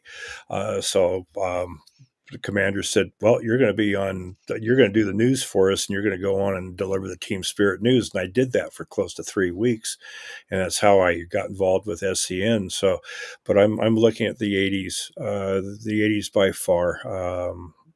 best decade of my life, and I've kicked around now, um, for a long time, and I just those who are still with us, I hope they're doing well from the Balboa High School days and when I taught in Nevada, and that's pretty much kind of how I felt when we were down there, and I'd like to go back again. Yeah. See some of the things. I don't know if you and I were talking, going back and forth, and um, who knows? If I'm welcome, I might surprise everybody and show up at the reunion. You would absolutely be welcome. I think there's, a lot of people don't chime in on the chat here. Some people, if they're watching it on their phones, it's a little difficult to do both, or they Yeah. watch it on their TV. But a lot of people do watch it, and a lot of people I posted onto the Class of '86 group as well, and so you're absolutely welcome, and we would love to have you down there. Our 40th is this coming January in Panama. We're going to do one there, and obviously the one in Orlando as well next year. But Mhm. yeah, that would be a lot of fun to have you down there, and you know get to do part two, I guess part three of the trip, because although part one sounded kind of lame, but but but part two seemed pretty good, and part three would get you that reunion opportunity with a lot of your students that you made such a big impression on. So Yeah, um, definitely. and there Jim Duffus is talking about three different houses on Ridge Road. Listen, Gamboa was that happening town. Ricky and I have often said that the Gamboa, to me, Gamboa is fitting for a place for you to live in, because to me it's similar to somebody that lives in a place like Nevada, outside of like Reno and Vegas and those areas. That's kind of, to us, what Gamboa is like. It's a little bit out there. It's a little more adventurous, I guess, in a sense. And the people of Gamboa have always had that, and it's a good stigma, I would think, that they're a little more. Jungle rats. There were They more are jungle rats absolutely, than for lack of a any. better term. you Yeah, know Yeah, so we're desert rats from Nevada, so we can be yeah. These jungle guys Makes were rats from sense. Gamboa Balboa. kids were. Absolutely. Yeah, Each environment, you're the environment rat. There you go. yeah. They knew all the Dwight lakes. would. They knew all the jumping spots. They did. They ate all the mangoes, all the fruit. I mean, those guys. Yeah, Yeah. But when people asked, have you seen the wildlife of Panama? Have you gone to a zoo? I said, why do I have to go to a zoo? I just walk around Gamboa, because Absolutely. the one of our neighbors across the street, the last fourplex going to the country club, we heard a scream one day. And we're wondering what is going on. He went into his storage shed, and I think you're familiar where the storage shed was, down below in Right. the garage. But he found a boa constrictor that had broken the window and gotten in there and was Hmm. holed up there in the It room. was, it was a little But dry and warm. we saw snakes and anything else. But for Gamboa, it gave me a pretty good running course, because I had to do that because of the reserve time, Sure. and then taking Thomas for a walk with the dogs. That was pretty good. We could walk without any worry of somebody doing 50 miles per hour on the Right. ridge. Yeah, exactly. Yeah, it's nice. It's kind of very much a small town living, which was for the most part most of the zone. Other than a Yeah. couple of roads out there, the zone everywhere was just a small town, right? I mean, everybody supported the canal for the most part, so it was a very well planned and set up community, and it was designed to be that way, where I think you could have families out and about, and it was safe, it was fun, it was engaging, and man, yeah, we certainly do miss that. And we made good use of the country club there too. And I on Facebook, after we got back, I asked, did anybody remember Henry the bartender? Whoa, yes, they do. Right? And then the we other remember our question, bartender still today. Yes. yes, and I asked the other question, and people remembered him to agree, but there was a man by the name of Ernesto would go from apartment to apartment. Do you need your car washed? Do you need it Oh, polished? right on. And that was one of the characters that made Gamboa as well.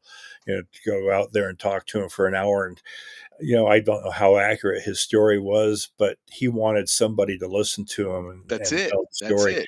it. And over the years as a journalist, Will, I used to, get out and report the news and tell the story. In my later life, and you'll see that in the book that is sent to you, is Yes. more of telling the people's stories now, getting that out, Oh, and absolutely.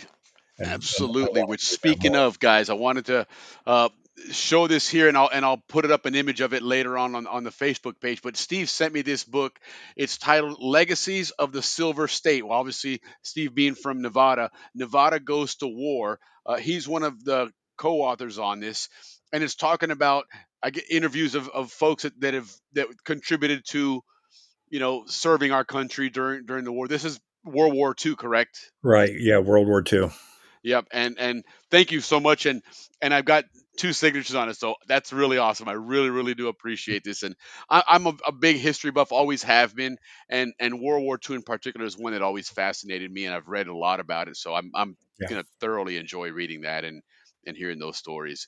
You And know, and what we tell people about the stories, even though it's about people who may have come from Reno or Las Vegas, or after the war they decided to come to Nevada rather going back to Massachusetts or New York.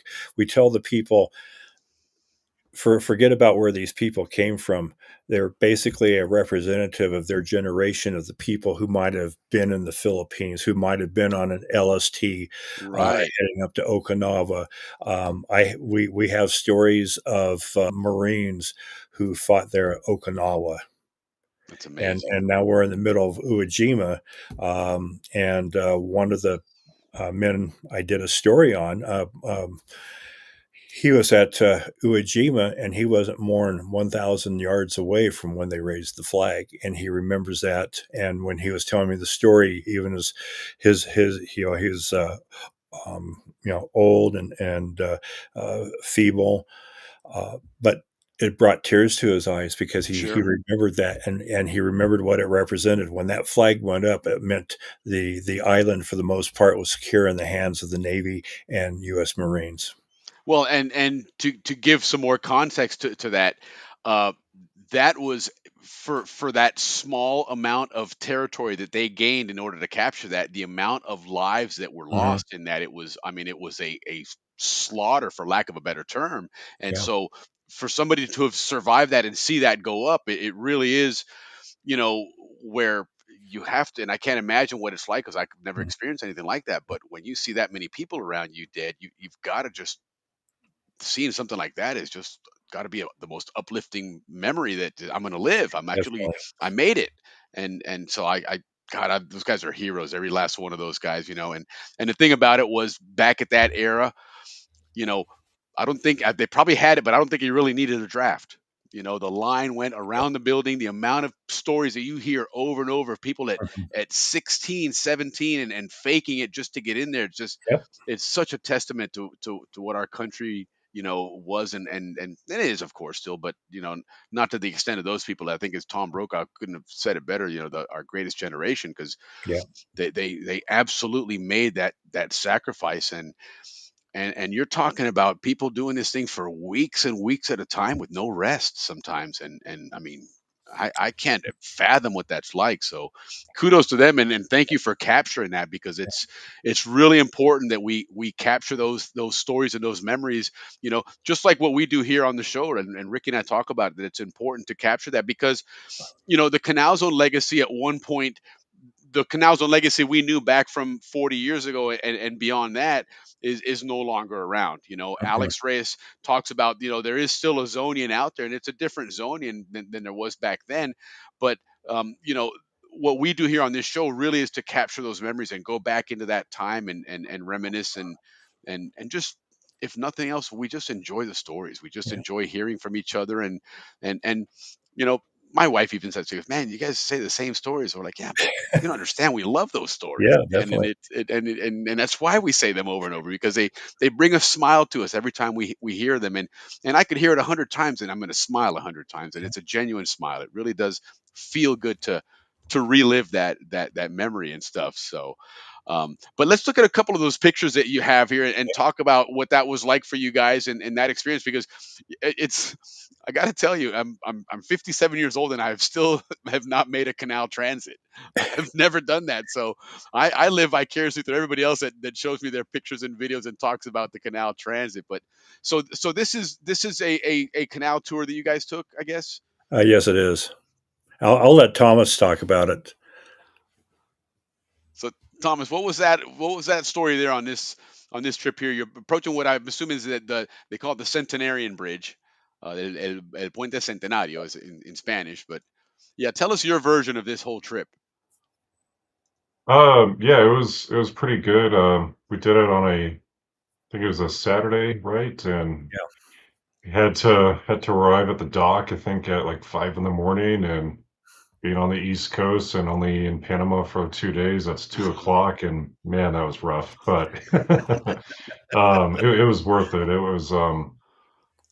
was pretty cool. Like I said at the beginning, it's like you can, you know, read as much as you want in the history books or watch the videos on YouTube, but to actually experience this in person, and it may just seem like you're just on a boat going, a whole day through the canal. It's like, what's the big deal? But when you see, each of those locks, work in the way they were designed, and seeing the big ships go through too. And like I was saying, I think there was one that we had to buddy up with because, being a small tour boats that we were in, Sure. they're not going to waste an entire lock just on us. It's like we're not that special, but Right. so Well, and we get that out. water when you go through those locks, that water's Mhm. lost. Okay, it'll go and gravity sends it, so it eventually gets washed out. So they're going to maximize the use of that water and get as many vessels through there as they can because it's the newer locks, of course, have that whole recycling tank and everything else, but the old locks, that was the whole purpose of the Gatun locks is hey, we got to feed this thing water constantly because it's going to drain it out as quickly as the ship goes through. Definitely. Right. Yeah. Yeah. Very, very efficient. But yeah, because yeah, like I said, we were kind of paired up with one of these massive cargo ships, and it's funny because we would get out ahead of it like 15, 20 minutes. It's like there's why bother? It's like you have to wait for that thing to catch up with you anyway, or you can just be because I think we were stuck in one of the locks for almost an hour, which was Oh wow. it's fine. It's you got the scenery Sure. and all that stuff. But yeah, it was cool. And of course, we saw a few of the cruise ships, kind of passing by, and no, it was really neat. And before we even did the transit, oh god, I can't remember which one it was. It's the lock that has the Morgan Freeman IMAX show, which was That great. I think honestly, Miraflores. if you haven't, Yeah, yeah, Miraflores. yeah, there, yeah. So if you haven't done it, I would recommend stopping by there. It's got the gift shop, and the IMAX. It's like 40 minutes, and it's in English, which which was This is so nice. helpful for me, especially. And Sure. but yeah, no, it kind of gave you that Cliff Notes version of what you were about to get yourself into, and then you could go out there and of course look at the locks. But That way you get both yeah, perspectives. it was great, and I know my dad said he'd like to go back, and honestly, I wouldn't mind going back too. And I think Oh, good. my kids, I got a high Sure. schooler and a middle schooler, and my wife loves history, and I'm Mhm. sure they wouldn't mind wanted to. I know my wife wanted to go on this trip, but uh, yeah, it's something that it'd be cool to take my kids to, and Absolutely, they can go see where you their know, dad was born and see what the yeah, whole hoopla is exactly, on this and whole Panama Canal thing. It really is right. impressive. I've always just been in awe of what they're able to do and what they were, Mhm.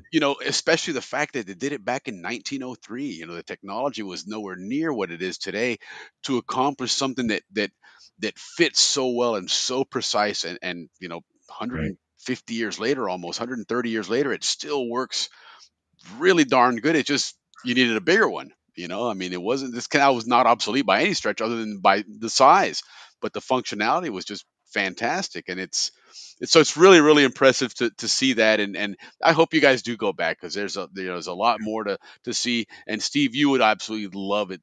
These reunions that these guys put on down there in Panama are just amazing. We've had Alex on several times.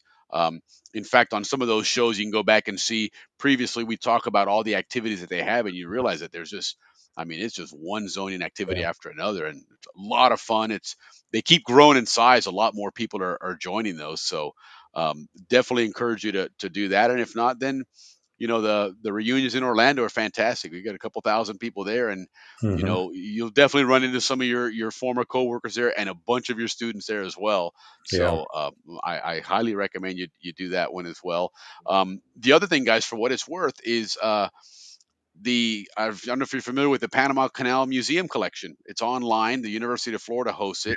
I'm aware What of a it. great collection they have there. And they Yes. got a lot of stuff digitized there. So that's another place that you can go back to and see. I mean, literally go back to the dates when you were actually there. Thomas, you can go back and pull up the newspaper the week that you were born and see what was going on in Panama and what your dad was living in and being involved in and whatnot. But it's really cool. I love that history there, and I love this angle and this component of it. So, Steve, you're let's go to football a little bit. And I know we're running a little long here, but I'd love talking about this, Yeah. and we can always Yeah. revisit again in another time. And I think it'd be great to have several more teachers on. I don't did you ever connect with Sydney, with Corbett, Sid?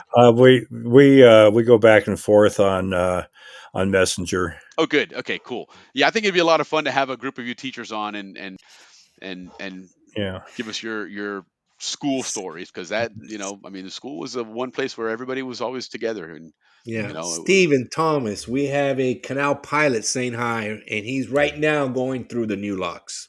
Right Hello, as we Captain speak, he's Andrew. going through the new locks. Oh, very nice. Yes. Yeah, he sent a Captain Andrew. picture earlier. Let me see if I can cue it up. It was a beautiful picture of one of the ships that he was I'm in taking the through. new locks now. Yeah, he's in fact, the Gamboa Bridge, when they had that one ship that hit it and took it down, or partially took it down, he was port captain for that. So he had to jump in the truck and go and take care of everything. And it was fascinating. You learn about people's different abilities and what they're able to do, and their education and stuff. And him being a pilot, one of the stories that he mentioned I thought was just really cool on getting that ship out of there, because it got wedged into that bridge pretty good. And so they had tugs and everything. They're trying to get it out, and Mhm. at some point it was going northbound. Yeah. So that, the bridge was to the right side, and there was a ship coming southbound, and the captain radioed and said, "Do you want me to stop?" And he said, "No, actually pick up speed," because he was going to use his draft and all the wake he was going to create to help draw that ship out, which was effective. It worked, and sure enough, as soon as he came by, he kind of, you know hauled ass a little bit, and the tugs throttled up, and next, it loosened up the ship, and it came out. And I thought that was just a fascinating story. But that's our Zonians, man. Definitely. We're resilient, man. We figure stuff out, and but Yes. And no thanks to the help Thomas, of you're our part of great a teachers. dying breed, so it's important for you to always remember our story. And if you can, write about Well, it as Thomas long is as a you can. Zonian. Okay, he Yes, you was are a born in the Zonian, zone. Thomas. Yep. Yep. And Absolutely were. I'm just a honorary. Yes, yes. You're the father of a Zonian. So that Yeah. it's kind of like, in international sports, like in Olympics and World Cup Yeah. soccer and stuff, if you as a parent or whatever has that relation, then the other one's eligible for it. So yeah, Yep. I think you'll qualify Oh, as you a Zonian. taught at Balboa High School. You are Yeah, a Zonian. exactly. Yeah. I mean, you already Yeah, got it there's from no way that. around there. The teachers are the biggest inspiration, the Right. biggest everything in the Canal Zone. Right. I mean, I would say the pilots are probably the most important, followed Yeah. by the teachers. Well, a lot of And people that's argue not that one Canal's and a two. bully That's one source, A, but one B. no, But Yeah, the two that are most influential to us Zonians for sure were our coaches our and our coaches and our teachers. yeah. teachers. And you played Yes, both of those roles. So you play both roles. it's a Special man. double So a you double are a impact on Balboa us. Zonian. High School, I thought, had one of the best faculties I've come across, and not only at schools I've taught, but going to conferences with other teachers from other schools in Reno and Las Vegas. And I thought I would put the faculty and the administration of Balboa High School against anything I've seen in Nevada, from Reno to Las Vegas. Yeah, no, without a doubt. I couldn't disagree with you on that at all. It Who was was the principal during that time? Was that Holland? No, Vern Couturier. yeah, Vern Couturier, and then uh, Vern was the second year, and I His can't son's Holland always was on. assistant principal, and Elaine Lewis was Lewis, assistant principal. Yeah. Lewis, Vern Carturia. He's always on our show. Well, that's his son. Oh, that's his son. Okay, Yeah, okay, his okay. son chimes in. He chimed in a little earlier and said hello. right? Yeah, absolutely. That was a Oh, great. Gene Bondurant, Oh, Yes, Bonturin. that's He was my right. principal. Right on, right Correct. on. right? Yeah, you caught him at the tail end there, Steve. When you came on, he was just, I think, finishing at that point. Right. And then Ken Anderson was the other vice principal. That's Hmm. coming to my mind. Correct. Yeah, Yes. great So, guy. Anderson. Ken was Yes. a great, great guy. He's colorblind. Yeah. Yeah. Yeah, but Ricky I, always I appreciates that. I kept in contact with quite a few teachers after we all left, Yes, and please. sadly, except for Sid and a lot of them have passed away. Yeah. Yeah, Mrs. Shea, she passed away. I think Mrs. White, the counselor, I think she passed away. I like to think I'm wrong, but Right. people we kept in contact. Oh, Don Seltzer, do you remember him? The name That's rings a bell. yeah, it rings a bell. I bet I if I think saw a picture, I either would history remember. or sciences. He's living in North Carolina. Okay, right on. He taught in Germany with Dodds, and then he came. And when he retired, he came back over to North Carolina because I saw his name pop up, and we communicated a few times. But otherwise, The only other one I've seen recently that's popped up on Facebook, or at least it showed me a thing, was Ken Waugh.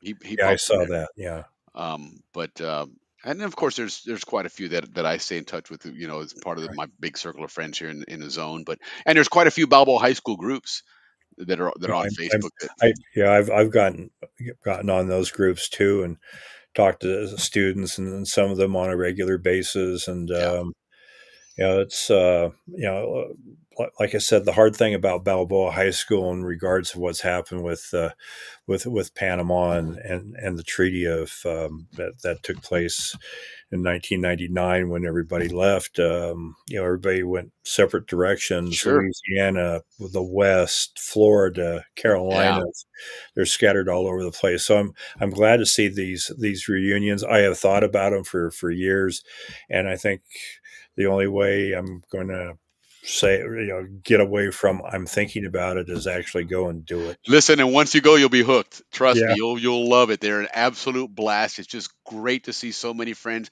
and it's just a very relaxed atmosphere. We basically take over this giant resort, and yeah. it's just a really really good time. So Yeah, Vern's be son is ready. is mentioning on there real quick. Yeah. Sorry, Ricky, No, that no problem. he's tell his dad that you're on the show.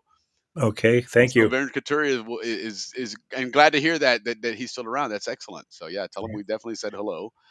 Jill's chiming in there about Mr. Bondurant was a principal, and Levy was assistant principal, and Zurita. It's okay, right on. Yeah, Great that was memories. before my time. We talk about small world, and I'm in. Had spent a lot of my career in the Nevada Guard, but I went to one thing about 5 years ago, and the retired assistant adjutant general was speaking to a group, and he was my boss for a while. I never knew he flew helicopters in Panama before he went over to Amazing Vietnam. how that happens. And then our new adjutant general of the state of Nevada, I did a story on him for the Nevada media. We got to talking, and what are your goals, so forth. And I said, okay, sir, tell me about how you got into the military. He was enlisted, and I said, where was your first duty station? He said, well, you probably haven't heard of it, but I was at a Fort Kobe in Of course. 1984 to 1987. Of And all of a course. sudden, I'm thinking, I was in Panama from 84 to 86. So I mentioned that to him. I said, okay, I was teaching school. I was over at Southern Command Network. Occasionally, you might have seen me just quickly on the news, but then the news stories during the summertime or the various PSAs that we Right. did. And I can't remember in that group I sent to you of doing a promo for all night movies, and I'm opening up the refrigerator door in a Korean house coat. Yeah, no, I haven't seen that part yet. I've been looking for that because I've got a couple here that I wanted Yeah. to pull up, but for some But reason, it's taken me a bit. But we definitely need a part two of this yeah, interview, because there's Steve sent me a flash drive that has over an hour of footage on it, and there's a scene which I gotta show this real quick, because I kind of teased it a little bit on hold on here. I teased it a little bit on Facebook, and so now I got to show it. But this is, do you remember Cliff and John Frank? They were twins, of course. Like Ricky, like your brother and sister. Fraternal twins. They're not identical twins, obviously. but they're in this along with Mike Proctor. And so hopefully if they're watching, but this is their debut of, I guess, a play or something you guys were Yeah, with doing. But the soap opera.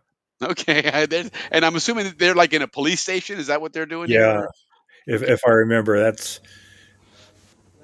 that's John Frank that was sitting there, and then the guy whose feet were up was Mike Proctor. And let me move it up a little bit here because it is Cliff Frank. And again, they're twins, but it's just funny watching them walk in and do their thing. It was pretty cool. And of course, that's that old Betamax film or whatever that was that oh on yeah. the time look, there's Mike Proctor. Look at these guys wearing their 80s duds. I Hmm. love it. I absolutely love it. You can never replace the history of the time when they were students there in the 80s. Right. Absolutely. But they had to write a script. They had to have a director. They had to do something. We did that as something in between some of the other projects that we did in Well, mass that's Yvette Castro, isn't it, that was sitting in that desk? Would that be Yvonne? I think it's Yvette, Yvette Castro. Yvette, Yes. more than likely. Yeah, I believe that's who She that was was. in mass media. She was also in your book, if I remember. Yes, yes, she was. Yeah, that's so cool. Yeah, for whatever. And my yearbook editor at the time was Michelle Wolichek, Yeah, that's good. Oh, Yeah, beautiful, and we beautiful, still beautiful. communicate from time to time. yeah. I keep in touch with her as well, and And the show's and great. and Yvette and quite a few other people. Yeah, no, that's so much fun. It was great, great times. I mean, absolutely fantastic times. It was, like you said, the '80s. I'm always very biased about there's Yvette right there. Yeah, But yeah, I'm always very biased about that time. That to me was a really, really fun time. I even talk about music. I'm thinking there's nothing like the '80s music. That yeah. stuff still plays today.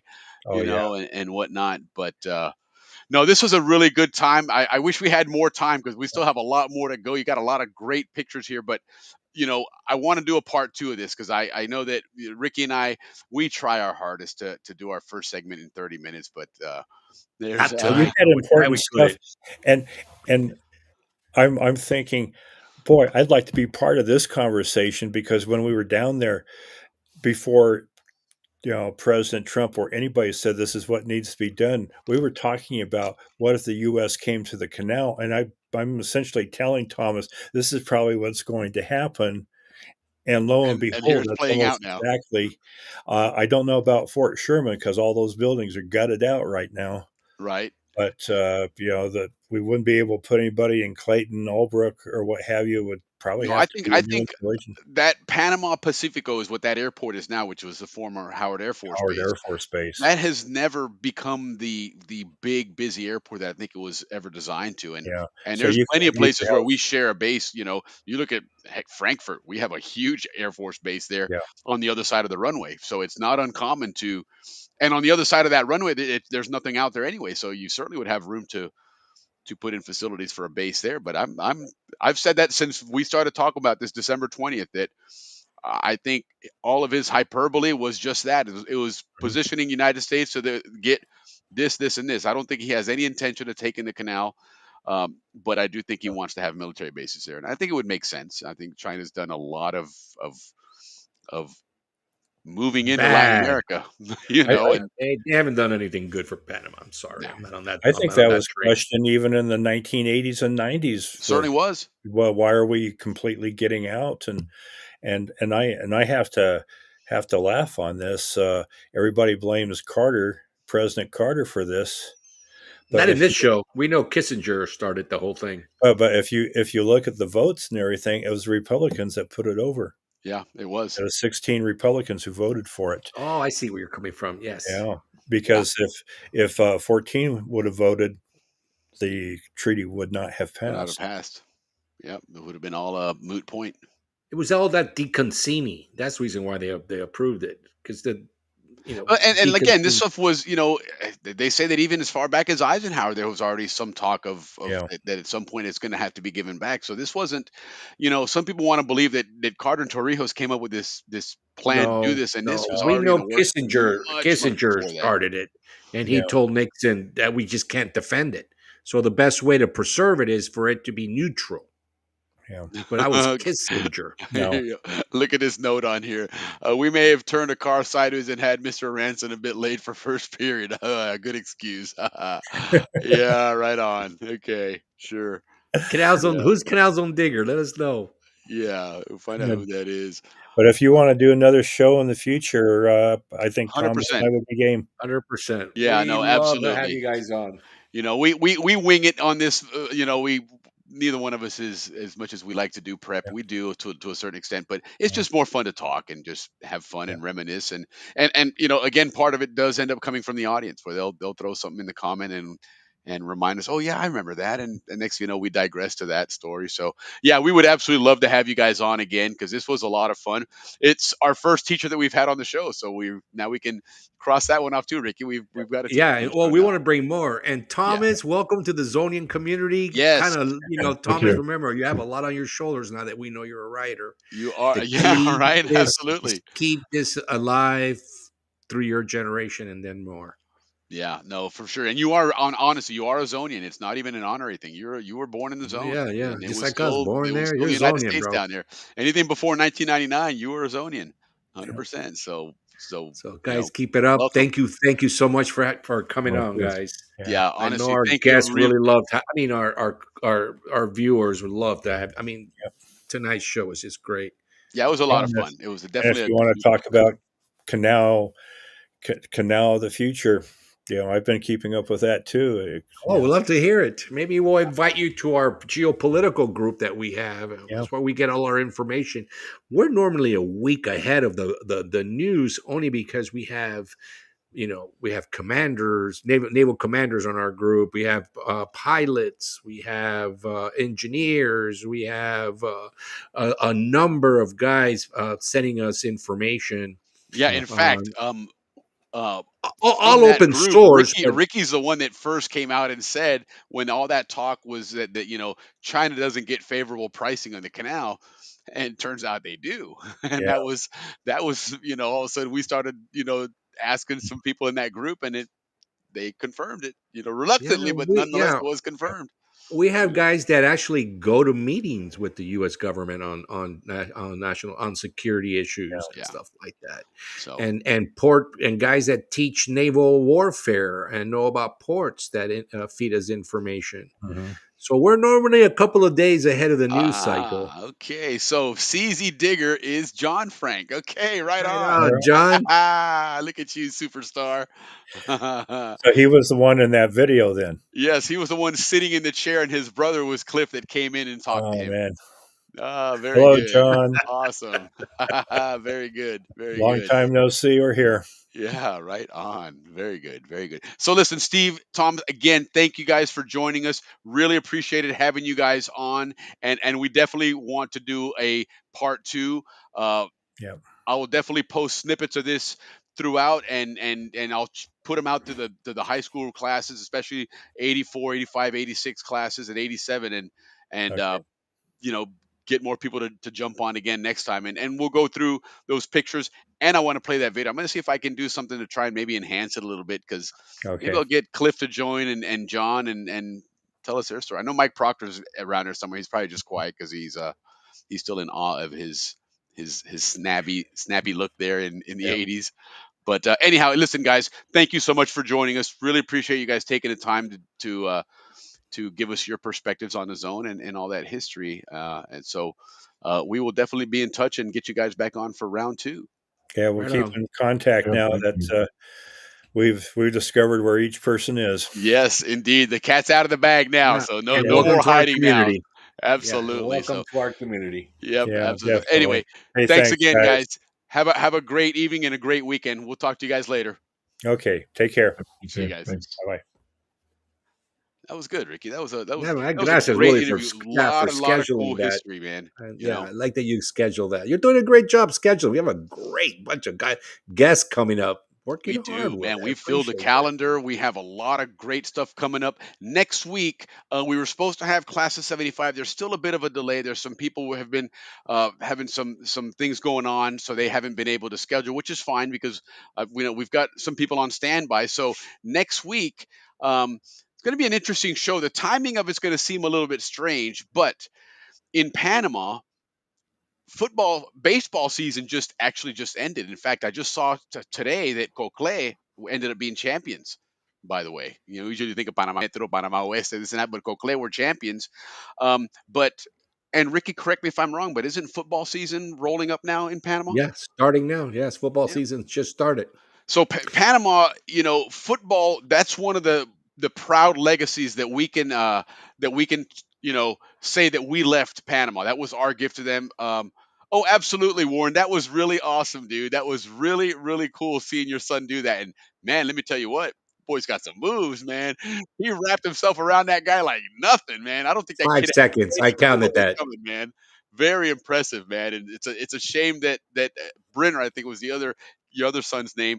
We haven't got to see him yet, but definitely send us footage on him too. We'd love to get him out there and promote him, and love that you guys are fighting with the Panama flag, man. That's really cool. We can all rally behind it and see one of our fellow Panamanians doing good stuff and making a name for himself. So no, it was my pleasure, Warren. Keep saying that stuff. I'm absolutely love to put that stuff out there, man. That was really cool, man. But yeah, no. So we what we're going to do next week then is have some folks that are some of the original Kiwanis Colts. Okay, these guys have they were our big rivals back in the day, but of course, once we all grow up and we consider those people fellow what gladiators, Ricky, right out on the field out there, but just really cool people that share in the passion for the sport like we did, and we all came from the same country, and we came in touch with some of these folks through some of their social media and some of them. One of them that hopefully will join us is a guy by the name of Fulo Linares, who's on the radio down in Panama. He's very well known out there, and so hopefully he'll be joining us. We're gonna have De La Guardia.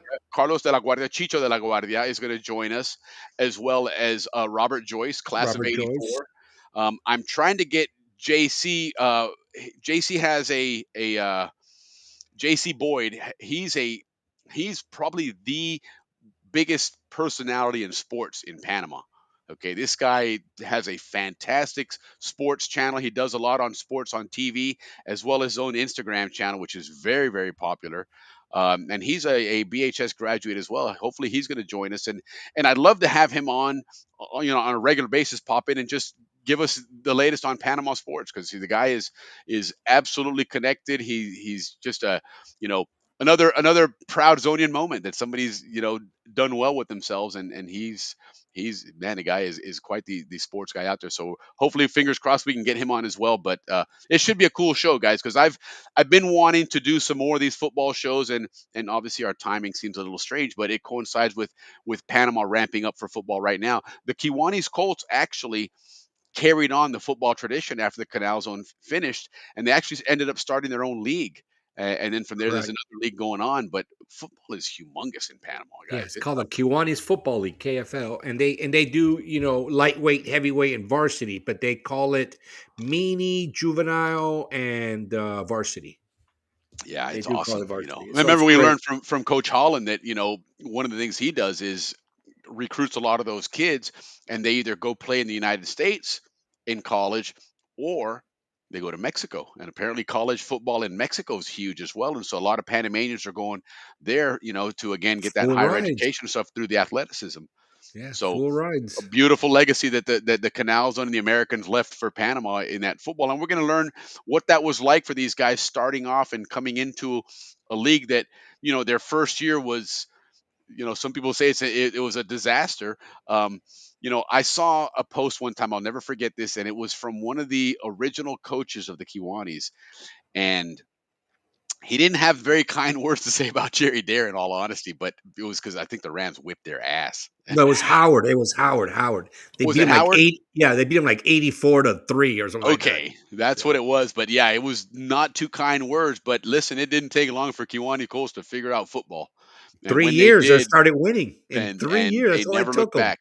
They were Yeah, they never always looked back. Yeah. by far our biggest rivals, not just because of Balboa being, you could almost argue, the capital of the Canal Zone, right? And Panama City being the capital of Panama.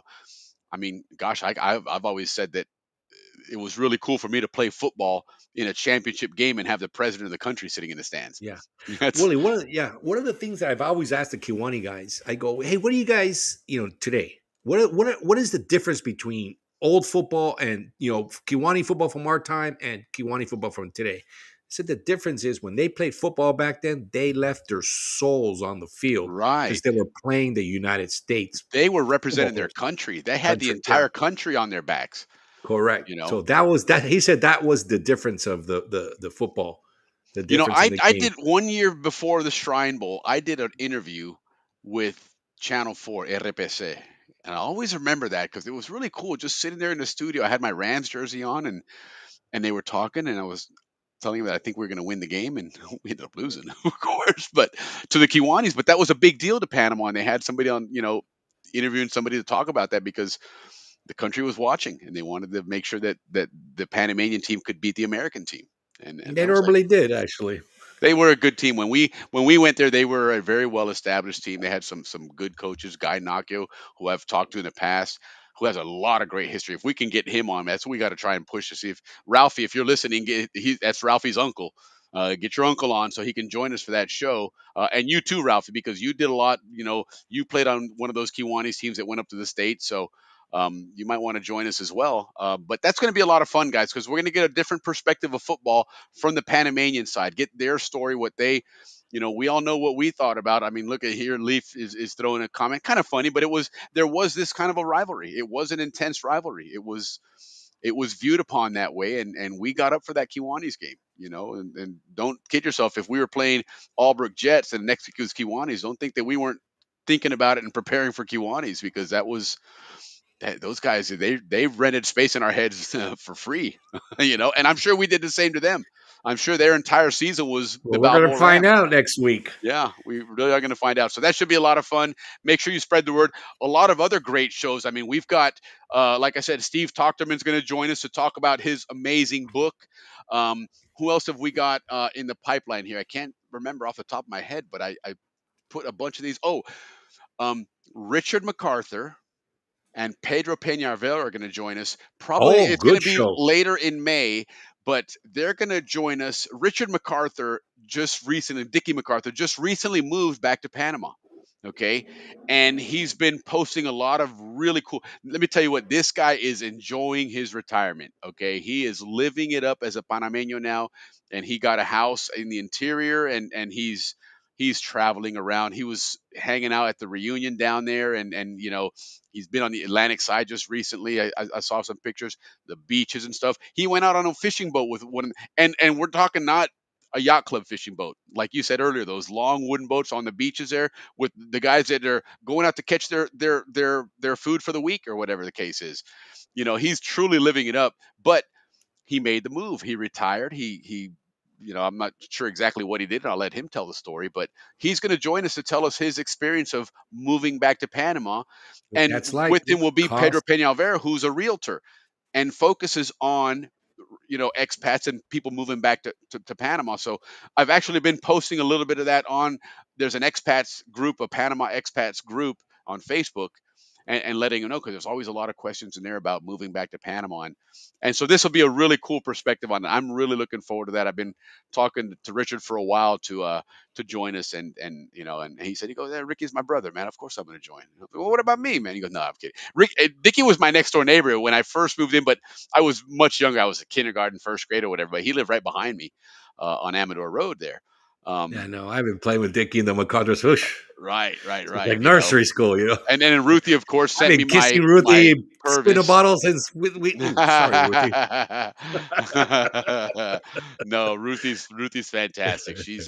Ruthie's great, and she sent me this. Don't forget, guys, I got mine Balboa too. I Trading got mine Company, too man. from Get your Ruthie. your I awesome got mine Mola too. services and stuff. So yeah, lots of good shows in the pipeline, guys. And it just keep throwing ideas at us. What do you guys want to see? I loved having Yeah, Steve rant, and fellas. I'd love to get a collection of teachers on. That would be cool to do some high school teaching. Vern, glad to hear that your dad's still with us. If he'd love to come on the show, I'd love to have him. You know, it depends on what he's. Yeah, the Pangas boats. This Leaf's talking about there. Yeah, no, Yeah. that would be cool. So Let's anyhow, go. Yeah, I'm gonna quit checking the rambling canal. because I'm rambling at this point. But All right, vamos, Willie, vamos, you vamos, know, vamos a let's acabar. let's Ya let's go estamos ahead and do our thing here. But again, 2 hours, as 18 usual, minutes. guys, our shows are all about you guys and reliving those memories. And it was really cool to have Thomas there talking, because like he said, in a couple years in a couple months I'm turning 40, and well, that was a great segue. Let's go back to when you were born 40 years ago, which is where this whole interview and all that started. And so Mr. Ransom was pretty cool. I thoroughly enjoyed that. I knew it was going to be a fun show. And you can tell that he felt the Zonian in him when he was on the show. In 2 years, he became a Zonian like nobody's business, man. Yeah, you Truly can see it. He felt it. He's Yeah. trying to hold back that, wow, this is really special to him. Yeah, no, absolutely. It was great to do. And so, again, this is what we love doing, guys, is bringing the Canal Zone back to you guys. So thank you, everybody, for joining us and chiming in. As usual, we love hearing your stories as well, and looking forward to what we're going to do next week and the week after, and see where things go. But if you have any ideas, any things you guys want to see on the show, please reach out to us. Vern, yeah, let me know. I would love to. That would be a lot of fun. I really have been wanting to do a school show with the teachers and stuff, because they played a big role in our lives, and it's something that everybody was touched by all of our teachers, and so we're always grateful for that. So thank you very much, Jill. You have a great weekend as well. This is what we do here, is kick the weekend off, so everybody leaves here with a smile for the weekend. So, but Ricky, get us out of here, man. Get us out of here. Hey, Kick the weekend off, man. Guys, thank you. I'm always so appreciative of the numbers. I know they tell us not to look at it, but I love looking at them. You guys are phenomenal. Thank you so much from our bottom of our heart. We love you very much. Yeah, thanks again, guys. Appreciate it. Have a wonderful weekend. Thanks for joining. Don't forget to hit the subscribe button and spread the love, guys. Thank you so much. Have an awesome weekend. Ricky, thank you again, brother. Love you.